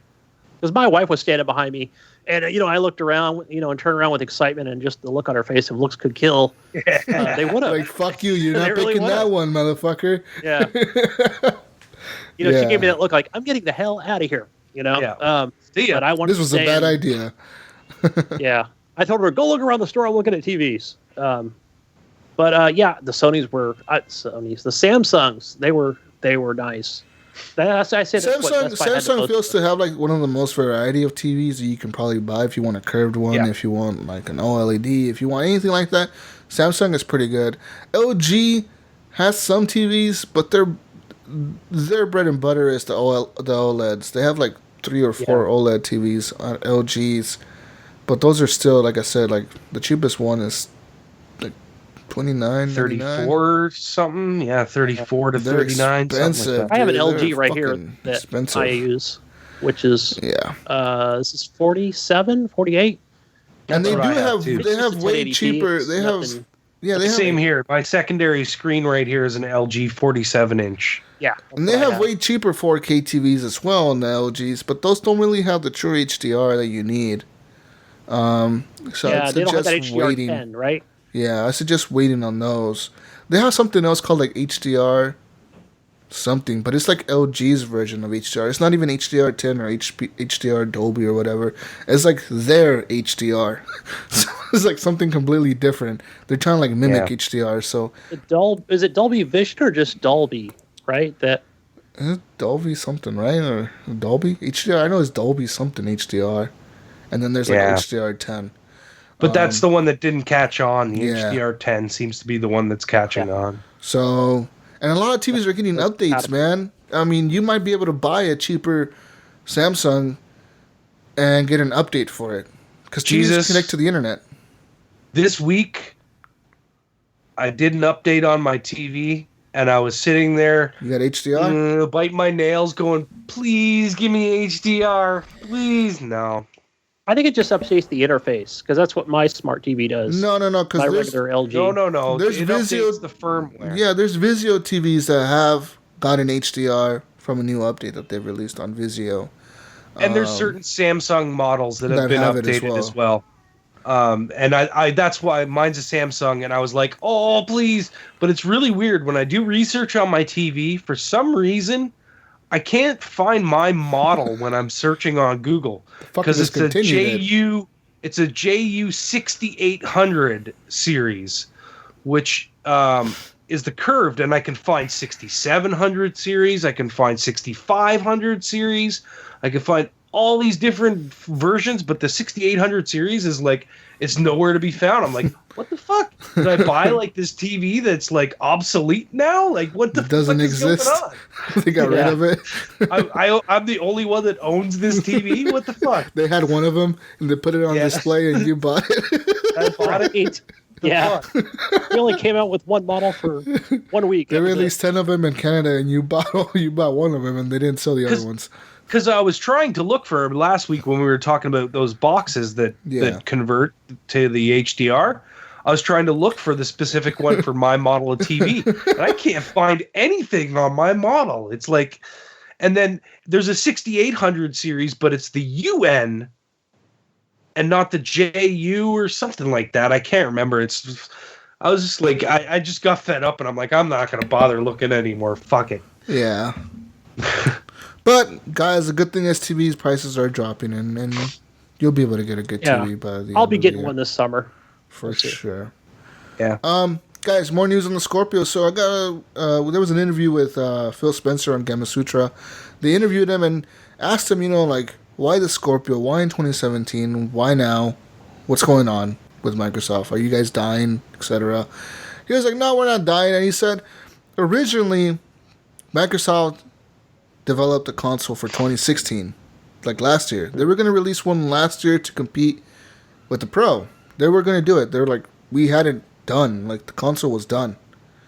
But when Phil Spencer said he saw it, and he, like, looked at it, and he saw the specs and what it had in it, the power that it had in it, and he was like, no, it's not good enough. Because they were going to release a console that was kind of like I'm not going to say the Pro is a bad console, but it was kind of like the Pro, right? The PS4 Pro, where it wasn't true 4K, native 4K. It was just upscaled 4K. And then just, yeah, he was like, we can't do this for the price that we're going to ask for this thing. And because they had another console planned for 2017.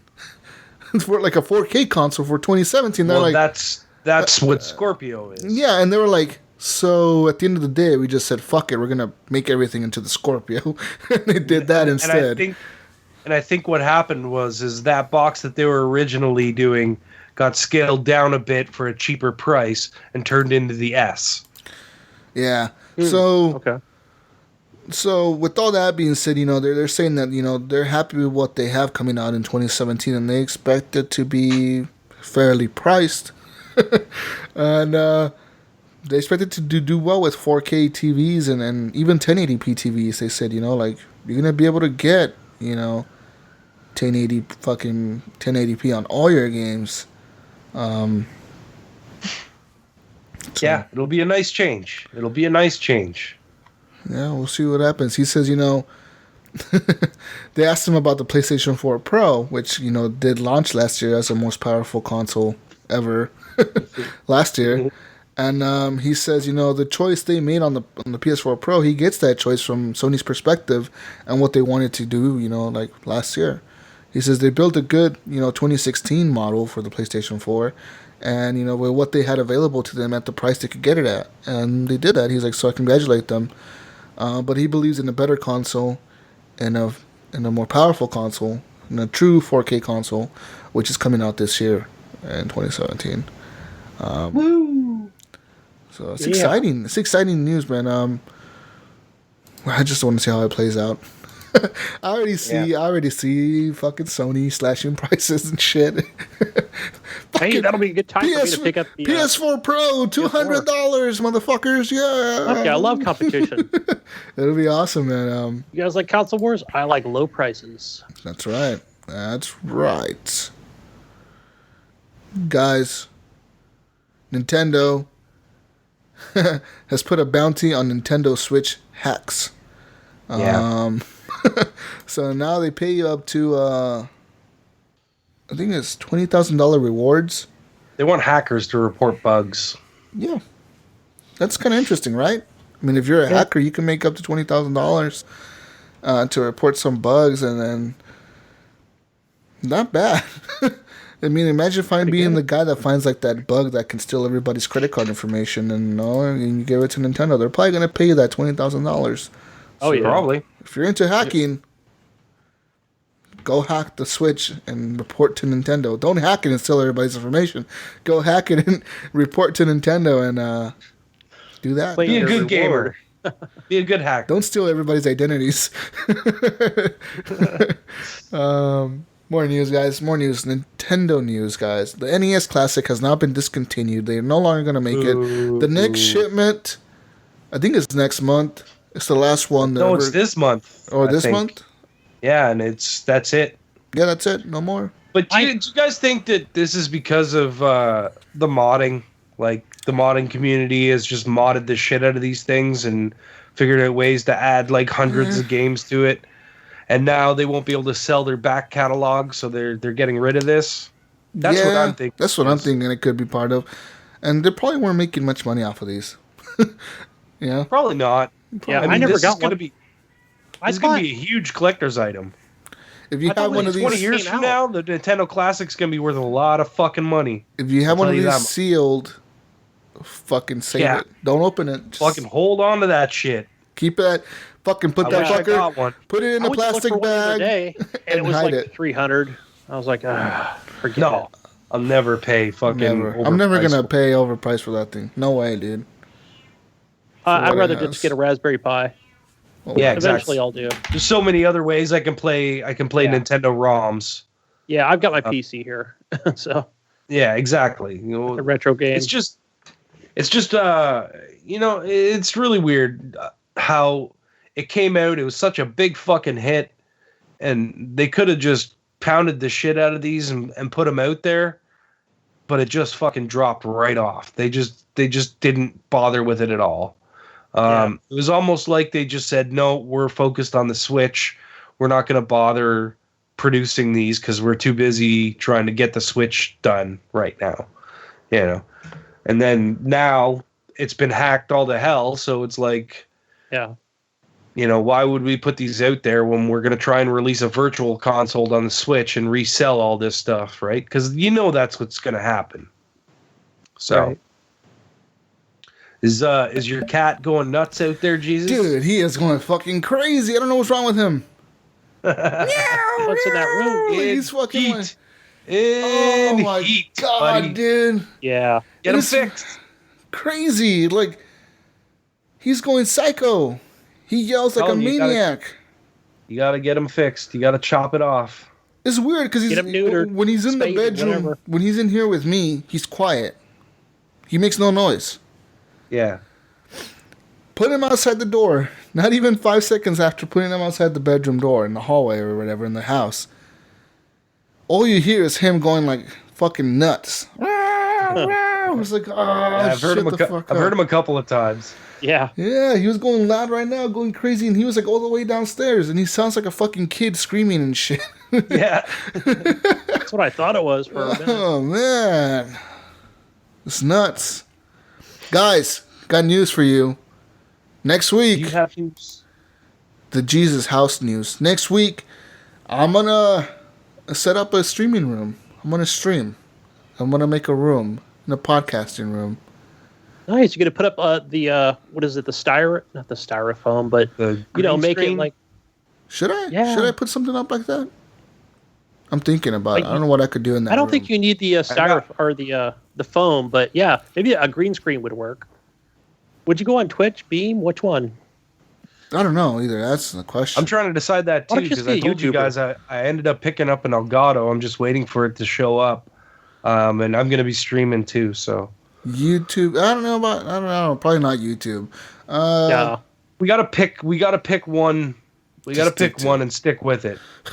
I'm thinking Beam because I don't know if you guys have ever streamed on. Well, you probably have streamed on Twitch. I streamed on Twitch before, and when you stream on Twitch, there's like a latency. There's like a lag there, like at least 5 to 10 seconds minimum. But it's supposed to be that way, right? Yeah, but unless you get like what they call source on Beam. Well, the lag is like it's 1-to-1, literally. Like you can be watching yourself streaming on Beam. There's a tiny bit of a delay. There's like a millisecond, like maybe like a but that has to do with 0.5 millisecond delay or whatever. But it's like chat close. Interaction and stuff like that. On Beam is different. Like I was watching a guy today, and like the chat was like changing the tone of his voice and making it go up and down. Like they have these little, you can put these things in where people spend the little money that they gain for doing stuff on Beam. Mm-hmm. You gain a certain currency, and then you can spend it while you're watching a streamer to like fuck with him and shit. Oh wow! Okay. Yeah. Yeah, I haven't. I streamed like once on Beam, and like nobody was watching because I mean, who the fuck? The thing is, people are used to Twitch. That's the problem. People are used to Twitch forever. I think Beam is awesome. I personally like Beam. Cool. Yeah, it's fucking. It looks good. It fucking runs fast. Yes. Yeah. Everything's easy to use. Yeah, I mean it's there. I ended up picking up the Elgato HD60S, so it's going to be super low latency on that as well. So I can actually watch on my computer monitor, watch the actual stream on my computer monitor instead of having to watch my TV screen because there's no latency between that because it's running with the USB-C. So it's super, super fast. So how does that go? So the Elgato actually, that thing streams itself? Well, okay. Basically, they built the same thing into the Xbox and PS4, right? Yeah, right. So you have that streaming service, but it's locked. There's certain things you can't do.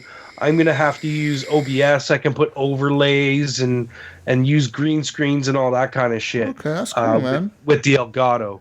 So it's going to be running through my PC and streaming out of there instead of streaming direct from my box. But it gives me the ability to mess with things more through OBS. Like to put up, say I want to put up like a Horrible Gamers banner or something like that over top, or have an overlay, or have green screen stuff and all that kind of. The Elgato will let me mess with that more. Yeah, I noticed the other big difference is, when you're streaming, I assume on Beam and Twitch, if you hit that home button and go home, it automatically pauses the whole stream and the screen goes to a certain screen. Yeah, they don't allow you to show your home screen and right. all You that can't show stuff. any of that stuff. Yeah. Whereas if I'm streaming through the Elgato, I can. Everything. It won't stop that from streaming. Also streaming through the Elgato, stuff like Persona 5, for instance. If you stream that on the PS4, certain parts of the game, it will cut. It'll cut it out. You can't stream it because they don't want you to stream certain parts of the story. That's stupid. Fuck Nintendo. But if you do it through an Elgato, it won't do that.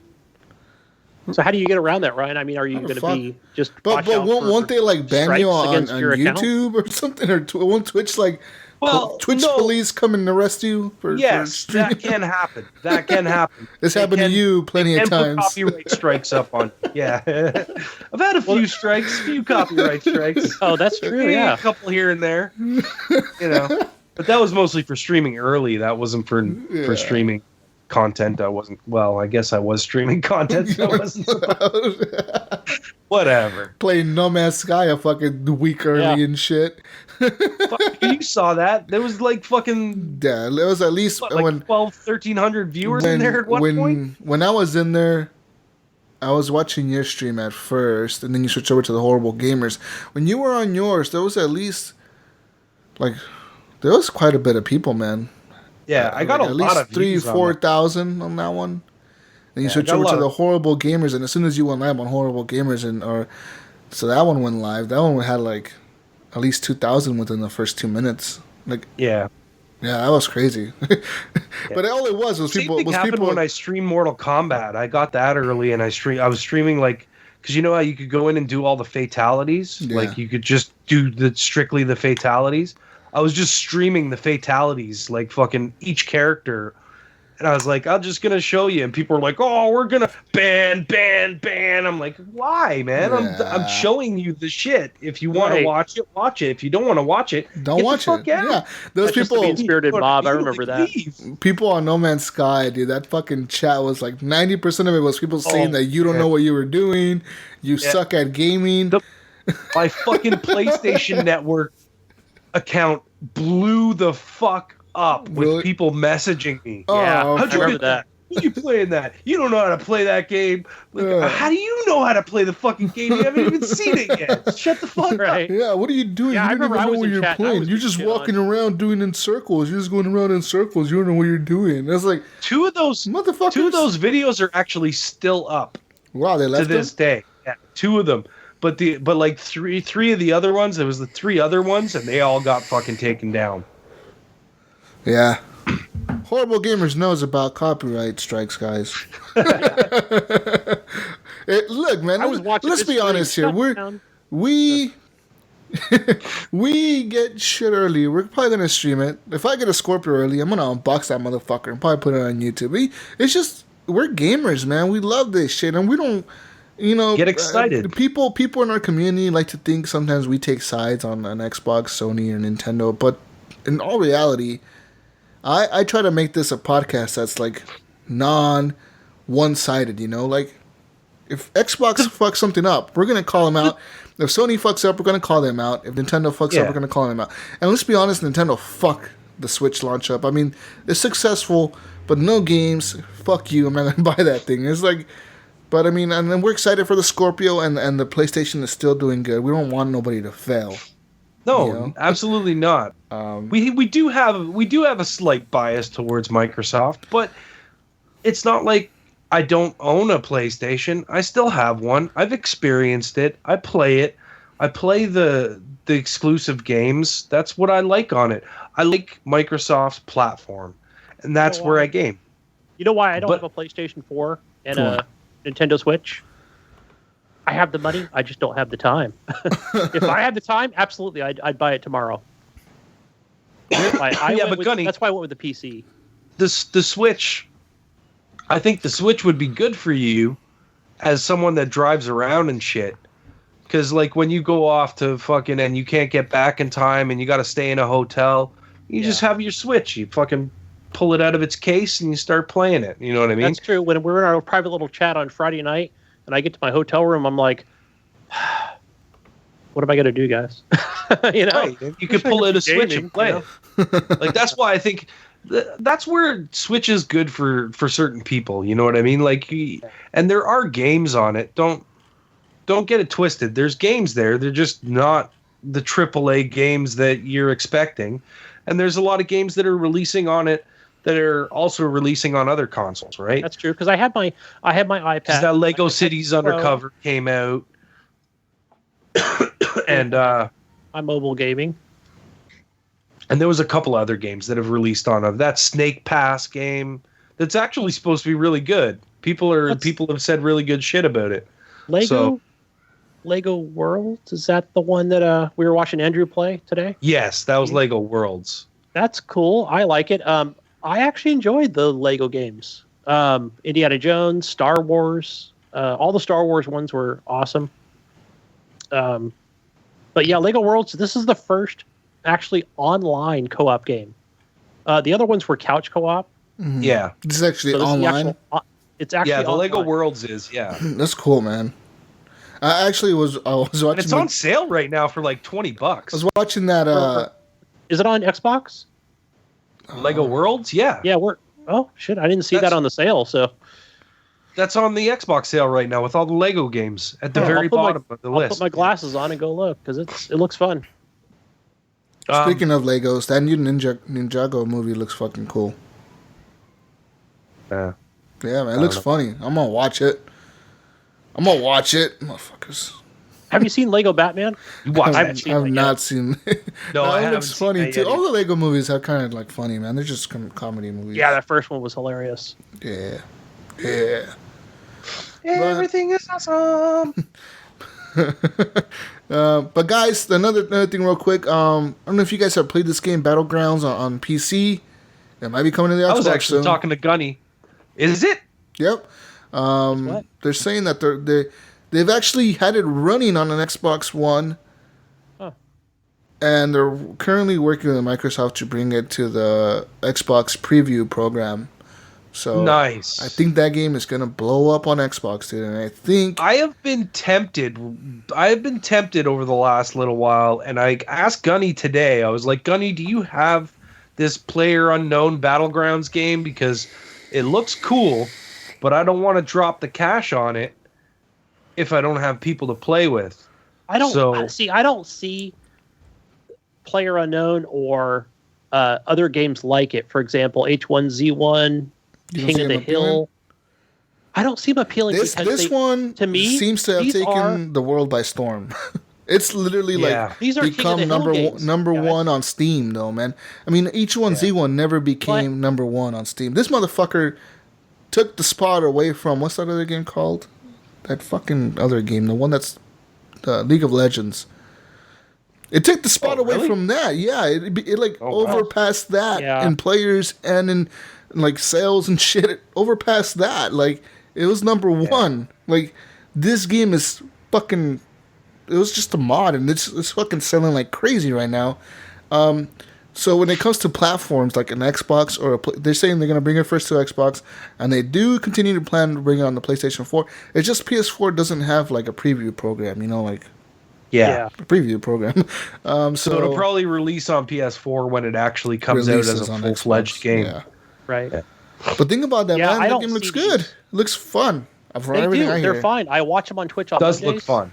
I have a couple streamers that play it, and it looks enjoyable. I would never I'm going to say at this time I wouldn't purchase it because, to me, these are single-player King of the Hill type games. It's you against 99 other players. This is a game multiplayer, not single. This is a game for streamers.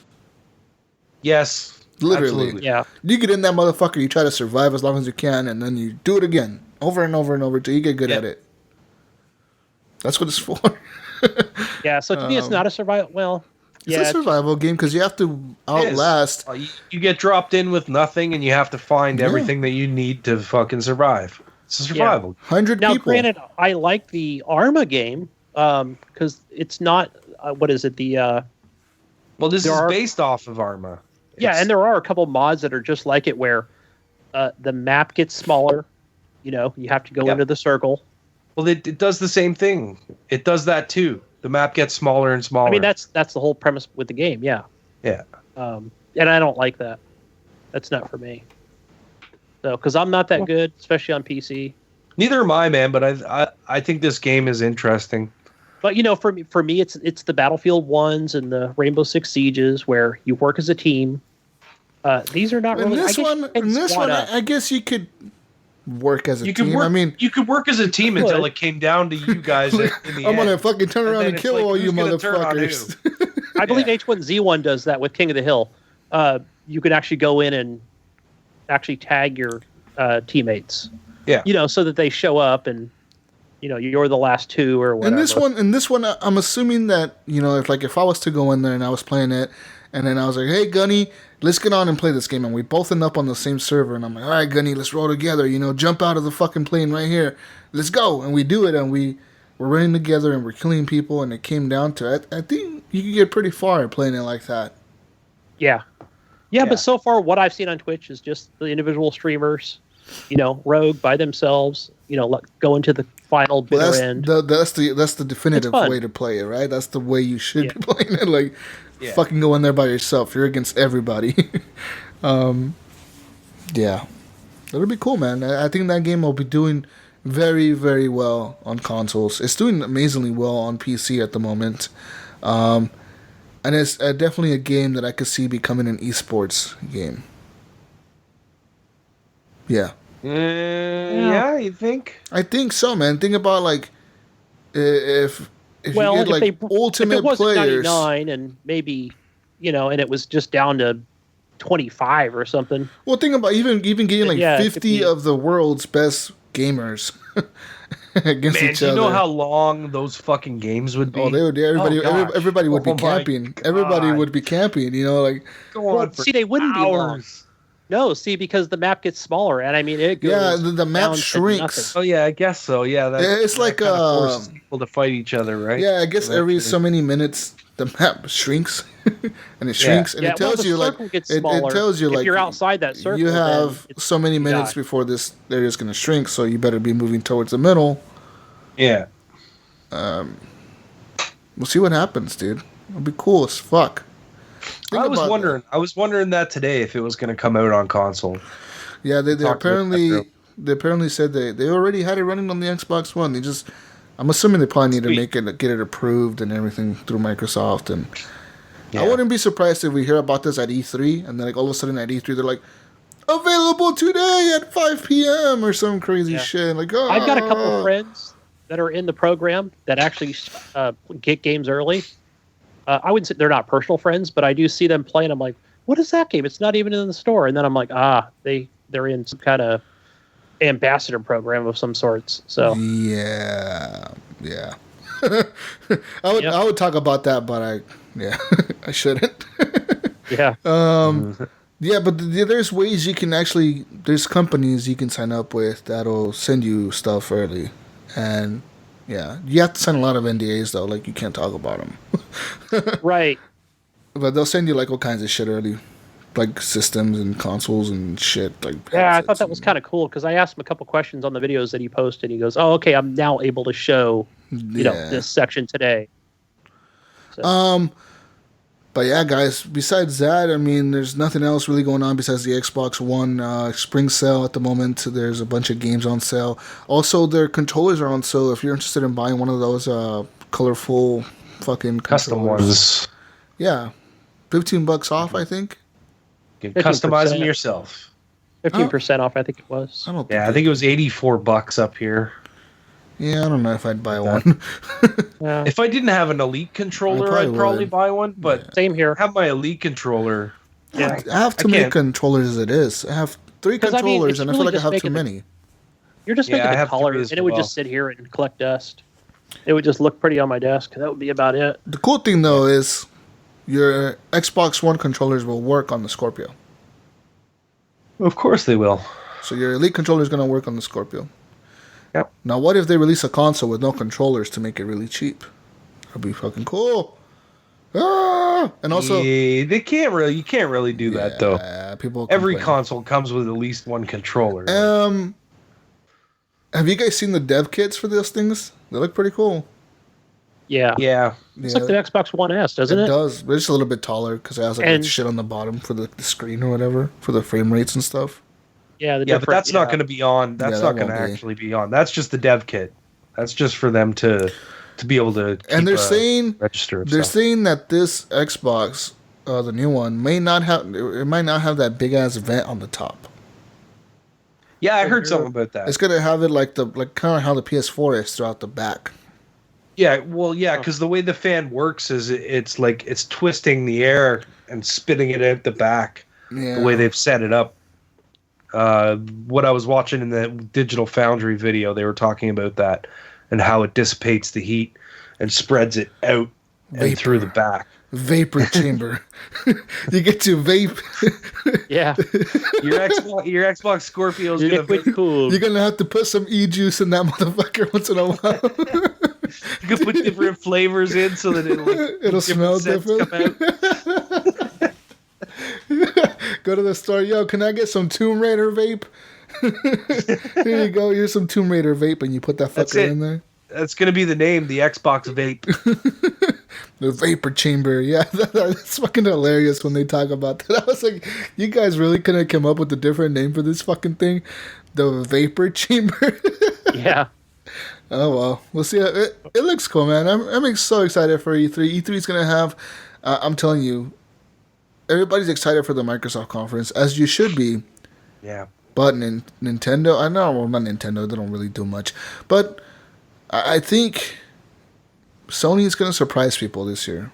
I think they're going to come out and have like some kind of teaser for another PlayStation console or just have some crazy games that are coming out really soon, like God of War and all that shit, dude. They're going to have some crazy trailers. Guys, Morgan Carson wants to know what's better in our opinion, Battlefield or Black Ops? Battlefield. Yeah, it depends on which Battlefield and which Black Ops. Yeah. If you're telling me Black Ops 2, I'm gonna say over like Battlefield 4. Battlefield 4, but over Battlefield 1, probably Black Ops 2. Maybe just in general, which franchise? series of games do you like? Yeah, which franchise do you like better? You see, I used to be a Call of Duty guy. All the way, dude. Like, I loved Call of Duty. And then Battlefield 3 came out, and that took away my love. It just made me love Battlefield. So, you know. What about Bad Company 2, Jesus? Did you play that? I did. Did you like it? Yes. But I still liked Call of Duty over, like, the multiplayer. I still liked Call of Duty multiplayer over, like, the big Battlefield set pieces. It's just Call of Duty always ran so smooth. Always ran at, like, 60 frames a second. And it always ran smooth as fuck. You can't deny that. Like, Call of Duty, they've got that down. They know how to make the shit run. Even with, like, semi-okay looking graphics, run at 60 frames a second. Always. Yeah. That's their thing. It was very smooth. And on 360, you know, like, you go play Battlefield 3 and it's 30 frames a second, and you go and play some fucking Modern Warfare, and you're, like, spinning around 360 no-scoping people. True. Yeah, because when I played Battlefield Bad Company 2, it was very... I mean, there were times where my 360 was just crying, you know? Yeah, like that. Still but fun. I mean, but Battlefield it's fun in a different way. Like, Battlefield is the type of game you get in there with your friends and you're just like, hey, what's up? Let's take this tank, drive it across the map, go right into that motherfucking objective, and start blowing people up. Let's do this. And you fucking put C4 on the outside of your tank just in case you got to suicide yourself last minute. And you go in there and you start fucking people up, man. Or you just drive your motorcycle into a tank and blow it up with, like, the mines. All that stuff. Yeah. I don't know which one you like, Gunny. I'm gonna I've always been a Battlefield guy since Battlefield Bad Company 2. I used to be a Call of Duty guy, but lately it's been a Battlefield. Because Battlefield, Call of Duty needs to switch up the formula. Once I played Black Ops 2, the campaign, the zombies, and I was hooked. Yeah, So. but ever since that game, I haven't liked any other Call of Duties. I didn't like Advanced Warfare. I didn't like Black Ops 3. I liked Infinite Warfare's campaign. I didn't like the multiplayer. I like the Modern Warfare Remastered, but that's not really, you can't count that as a new game. That's like a 2007 game. So, right. Ever since Black Ops 2, I haven't really liked any other new Call of Duties. Man, I don't know what the fuck's going on with them. They need to switch up their formula, pretty much. Dude, was that your cat? No, that's not my cat. No, that's a kid this time. Okay. My roommate's out there fucking making noise, motherfuckers. She's out. She's out this week. That's why I said next week I'm gonna have my own streaming room, guys. You might actually see a different background. I might podcast in there. Wait.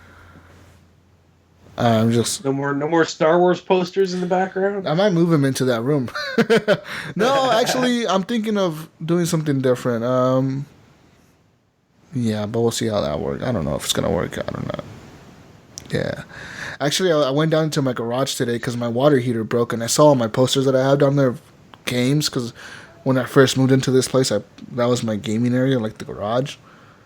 And I have so many posters down there, but I don't want to take them down and move them. I have like all my Modern Warfare posters, my Black Ops poster, my GTA 5 posters, all those posters. If you're going to set up a streaming room, you might as well put all that shit in there. Yeah, but there's weird. That's pretty much what I've done in here. You know what I mean? The way I set it up, shelving and shit, is I have to kind of cut off the corners on them now because they have like tape on the corners and they've been up there so long. I know if I rip them off. Nah, you can peel that tape. You can peel that tape, bro. You just gotta be careful. It's like duct tape, dude. Well, why would you do that? No, it's really on there. Because if I put super glue, because it was on the garage wall, motherfuckers, and if I just put regular tape on the garage wall, it's gonna come off because of the humidity. Because it rains a lot in Oregon. So yeah, I don't know. Fucking duct tape, bro. You need to go get some new posters. Yeah, I've looked up those same posters, like the Call of Duty ones that are like pre-orders at GameStop, and they're expensive. Oh God. Like $25 a piece. I'm like, what the fuck? This is the same exact poster I got for pre-ordering the fucking game for free. You're trying to charge me $25 for this shit? Fuck yeah. Yeah, they're expensive. So we'll see what happens. Maybe I'll just buy like some cheap, weird, different kind of posters or something. Just go to like I think Target might have some like in their display. See, I've been to Target, dude. All they have is fucking Star Wars. Hot Topic. Yeah, Star Wars stuff everywhere. Star Wars. Hot Topic. Everywhere. I don't know if you guys got Spencer's down there. We do. No. Do you have Spencer's? Yeah, we have Spencer's. Yeah. And Hot Spencer's, Topics. Hot Topic. You'll be able to find them there. We don't have those anymore. Yeah, that new Battlefront trailer dropped too, guys. I don't know if you guys saw that. Battlefront. Yes, I watched it just before the show, actually. Yeah, there's that game's coming out this year. 4K, 60 frames a second on Scorpio. But yeah. I don't have anything else. Yeah, that's all we have this week, guys. There's no really other big news. There hasn't been anything crazy. There's also a PlayStation Network sale going on. But besides that, guys, that's all I have. I'm going to be playing more Mass Effect. There is a flash sale. Yeah. For PSN. Yeah. Yeah, there's that flash sale thing. So yeah. Yep. All right, bye. No, so like I said before, you can find us on Twitter at _horriblegamers. Voicemail 971-319-1421. Call us and leave us any questions you have, any comments, whatever. We'll play it. We'll answer questions. We don't care what it is about. Also, leave us a review on iTunes if you ever get a chance to just get on there, leave us a review, or on Google Play or whatever other podcast player you use. Thumbs up on Stitcher, etc. Because we need reviews. I don't know if you guys knew, but when we started this new show, the feed got switched around and the reviews are all gone, the old reviews. So if you left a review maybe a year ago or 2 years ago, your review is gone. So go on there and leave a new one. We appreciate it. Check out our network, Hush Your Face. Go listen to the Horribly Awkward podcast, our brother show, and listen to I Am's interview with, what's her name? I don't know the actress's name. Whoever the fuck plays Vetra. Her name is Danielle Rain. There you go. Danielle Rain, who is the voice of Vetra on Mass Effect Andromeda, guys. It's an awesome interview. Go listen. I don't know how he gets these guests, dude. Yeah. Dude has like How do you fucking do it, actors and shit on his show. I don't know how he does it. It's out there on the social media, man. Yeah, He man. just gets out there. But go listen to that because she's awesome. And yeah, join our Facebook group, Horrible Gamers Community, or it's actually called Horrible Gamers Podcast Community now. We also got to. Sorry, Jesus. We also got to say thank you to Jonathan Hall. Yeah. He's been putting in some work. He's given us a new sort of logo, I guess. Oh, yeah, Not yeah, logo, yeah. but Yeah, or I'm mascot. just trying to work right now to get it on so I can show it. Hang on a sec. Are we going to continue on? I'll get it up. It's our new guy. And also you can leave us an email at feedback@horriblegamers.com or at whatever at horriblegamers.com. Jesus at horriblegamers.com, Ryan at horriblegamers.com. We have a bunch of horriblegamers.com. Just go there, you can listen to our other shows. And yeah, I want to give a big shout out to the community, man. We're growing. It's crazy how much we're growing, and I want to say thank you to all of you guys, and we'll continue doing our best to welcome every single one of you into the group. I don't give a fuck. If you get added into the group, we're going to post a welcome on there. Uh-oh. What? Uh-oh. What? What uh-oh? No. We've welcomed everybody in our group. I would say like 98% of our community members have had a welcome post where we tag them in our group. So there's that. If you want to join the group, you know where to do that at. And if you want to find us on Facebook, to see us live on Facebook, you search at Horrible Gamers, and that'll bring up our Facebook page. Yep, that's all I have, guys. You Go can to find that page, join that group. Yeah. And a lot of cool stuff in there. You could even make a post about your anything gaming. Anything gaming, really, or anything you want to talk about. We'll discuss anything in that group. Find me on Xbox Live, gamertag Jesus Walks a Lot. I'm literally considering changing my gamertag. What? No. I want to be Pathfinder Jesus. You can't. What about when this game is just not even relevant anymore? Just going to change it back. You're going to spend another $10? No, someone's going to steal Jesus Walks a Lot from me. That's true. Yeah, I shouldn't change my gamer tag. Don't change your gamer tag yet. I love this game, guys. I just want to play Mass Effect forever. I'm convinced. Yeah, I've got some news. You got more news? I've got news. I'm on vacation. What? Do you care? Yeah, play Mass Effect. Fuck yeah. I might pick it up. Do it right now. Do it right now. Sale. Live on the show. Do it. I did it last 2 weeks ago. You know what? I should stream it, right? Because now I have the time. I'm on vacation. Nah. Maybe. Just don't get distracted with the stream. I don't stream. I have no desire to stream, but anyway, even if I do, I'll probably get on the Xbox and like, crap, I forgot to stream it. Yeah. I thought about streaming it, and I was like, do I really want to stream this? No, I don't want to stream this. I want to just enjoy this game and be away from everybody while I'm in this game. It's good. Good. Hey, Homefront, do you want me to stream that? I'll stream it, man. Do that. Stream that. Into it now. Stream other games, Battlefield and shit. But yeah, that's all I have, guys. That's all I have. You already know where to find me. And find me on Twitter at Jesus Walks a Lot. So before you find me, I'll probably be at some amusement park tomorrow. And then later this week, I will be at, where the hell am I going? I'm going to Universal Studios down in Hollywood. I'll be down in Hollywood. I'll be at the Wax Museum, taking pictures of the stars on the ground. That'll be fun. I want a statue of me in that museum. I'm gonna put one on there. I'm gonna call Madame Tussauds, whatever the fuck. I'll tell him. And I'm gonna make a wax statue out of me. I'll bring your picture. And it has to have like a microphone stand next to it. Like on podcast. I'm like, the hair better be perfect. And the hair better be perfect on this wax. Yeah. I'm gonna do it. Right. Fucker better have a $25 haircut. Oh, yeah. Anyway, guys, find me on Xbox Live, on Steam, Gunny Chief, one word. Gunny Chief. And on Twitter, Gunny Chief. And guys, I'm Eric Smith. I play Gears of War. And find me at Epic Arc, St. Nicholas on Xbox. That's it. What about you, Ryan? Where do we find you? You can find me on PSN, Xbox Live, Steam, under Gib8777, and you can figure out my Switch code if you really want to add me. Yeah. And I'm on there. Guys, we switched our Facebook group is now facebook.com/groups/horrible gamers spelled with an S. It used to be with the Z, but I switched that recently. I didn't know I could do that, and I did. I fixed it. It's fixed. Yeah. Oh, okay. I saw you change the name, but I saw that notification. Then when I went back in there, I'm like, you didn't change the name.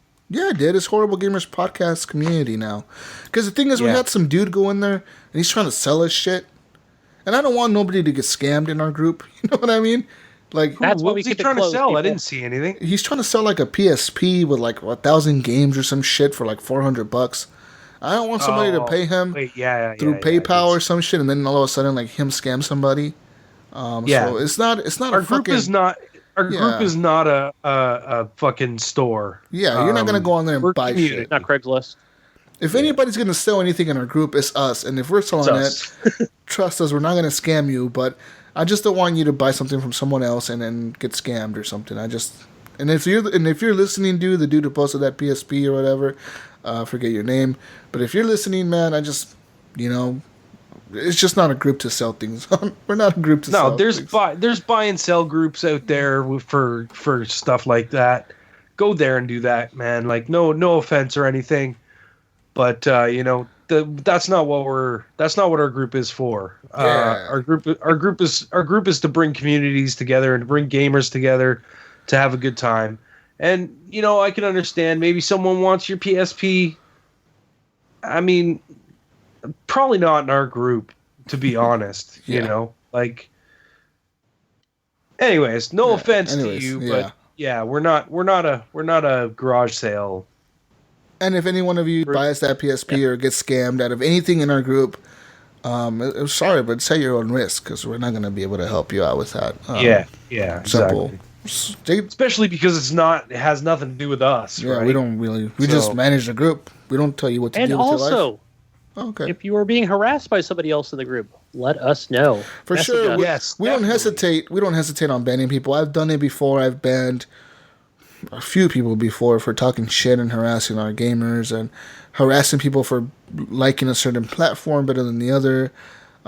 We get heated discussions in the group about consoles and PC Master Race and then Xbox and PlayStation and Nintendo and all that.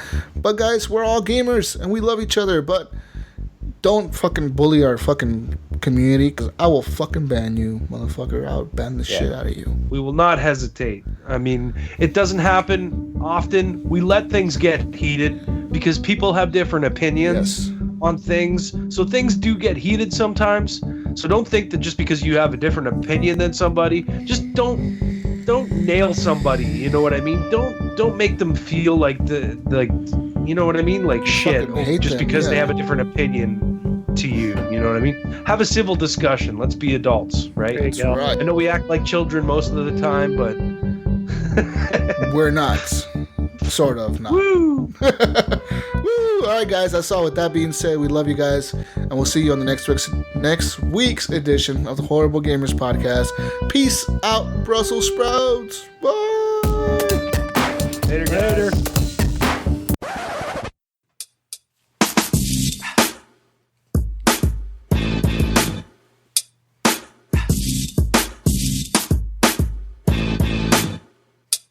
This is Pathfinder Jesus, and I'm out in space, trying to find a home for the human race. You better believe that I'm not alone. Dude, Sam is in my head, and he guides me along. Pathfinder Jesus. What? Come on. Pathfinder Jesus. He's a Pathfinder. Yeah. Pathfinder Jesus. Come on. He's a Pathfinder. Pathfinder Jesus. Flying across the universe. Flying in the tent to straight up scanning planets. Killing all the tech, cause sometimes shit gets hectic. What? Yeah! Say what? He's a Pathfinder. Pathfinder Jesus. Know his name? Pathfinder Jesus. He's a motherfucking Pathfinder. Pathfinder Jesus. And he's flying around the universe. Pathfinder Jesus. What? Fighting all the cat. Pathfinder Jesus. Trying to find a new planet. Pathfinder Jesus. He's a Pathfinder. Pathfinder Jesus. You know his name?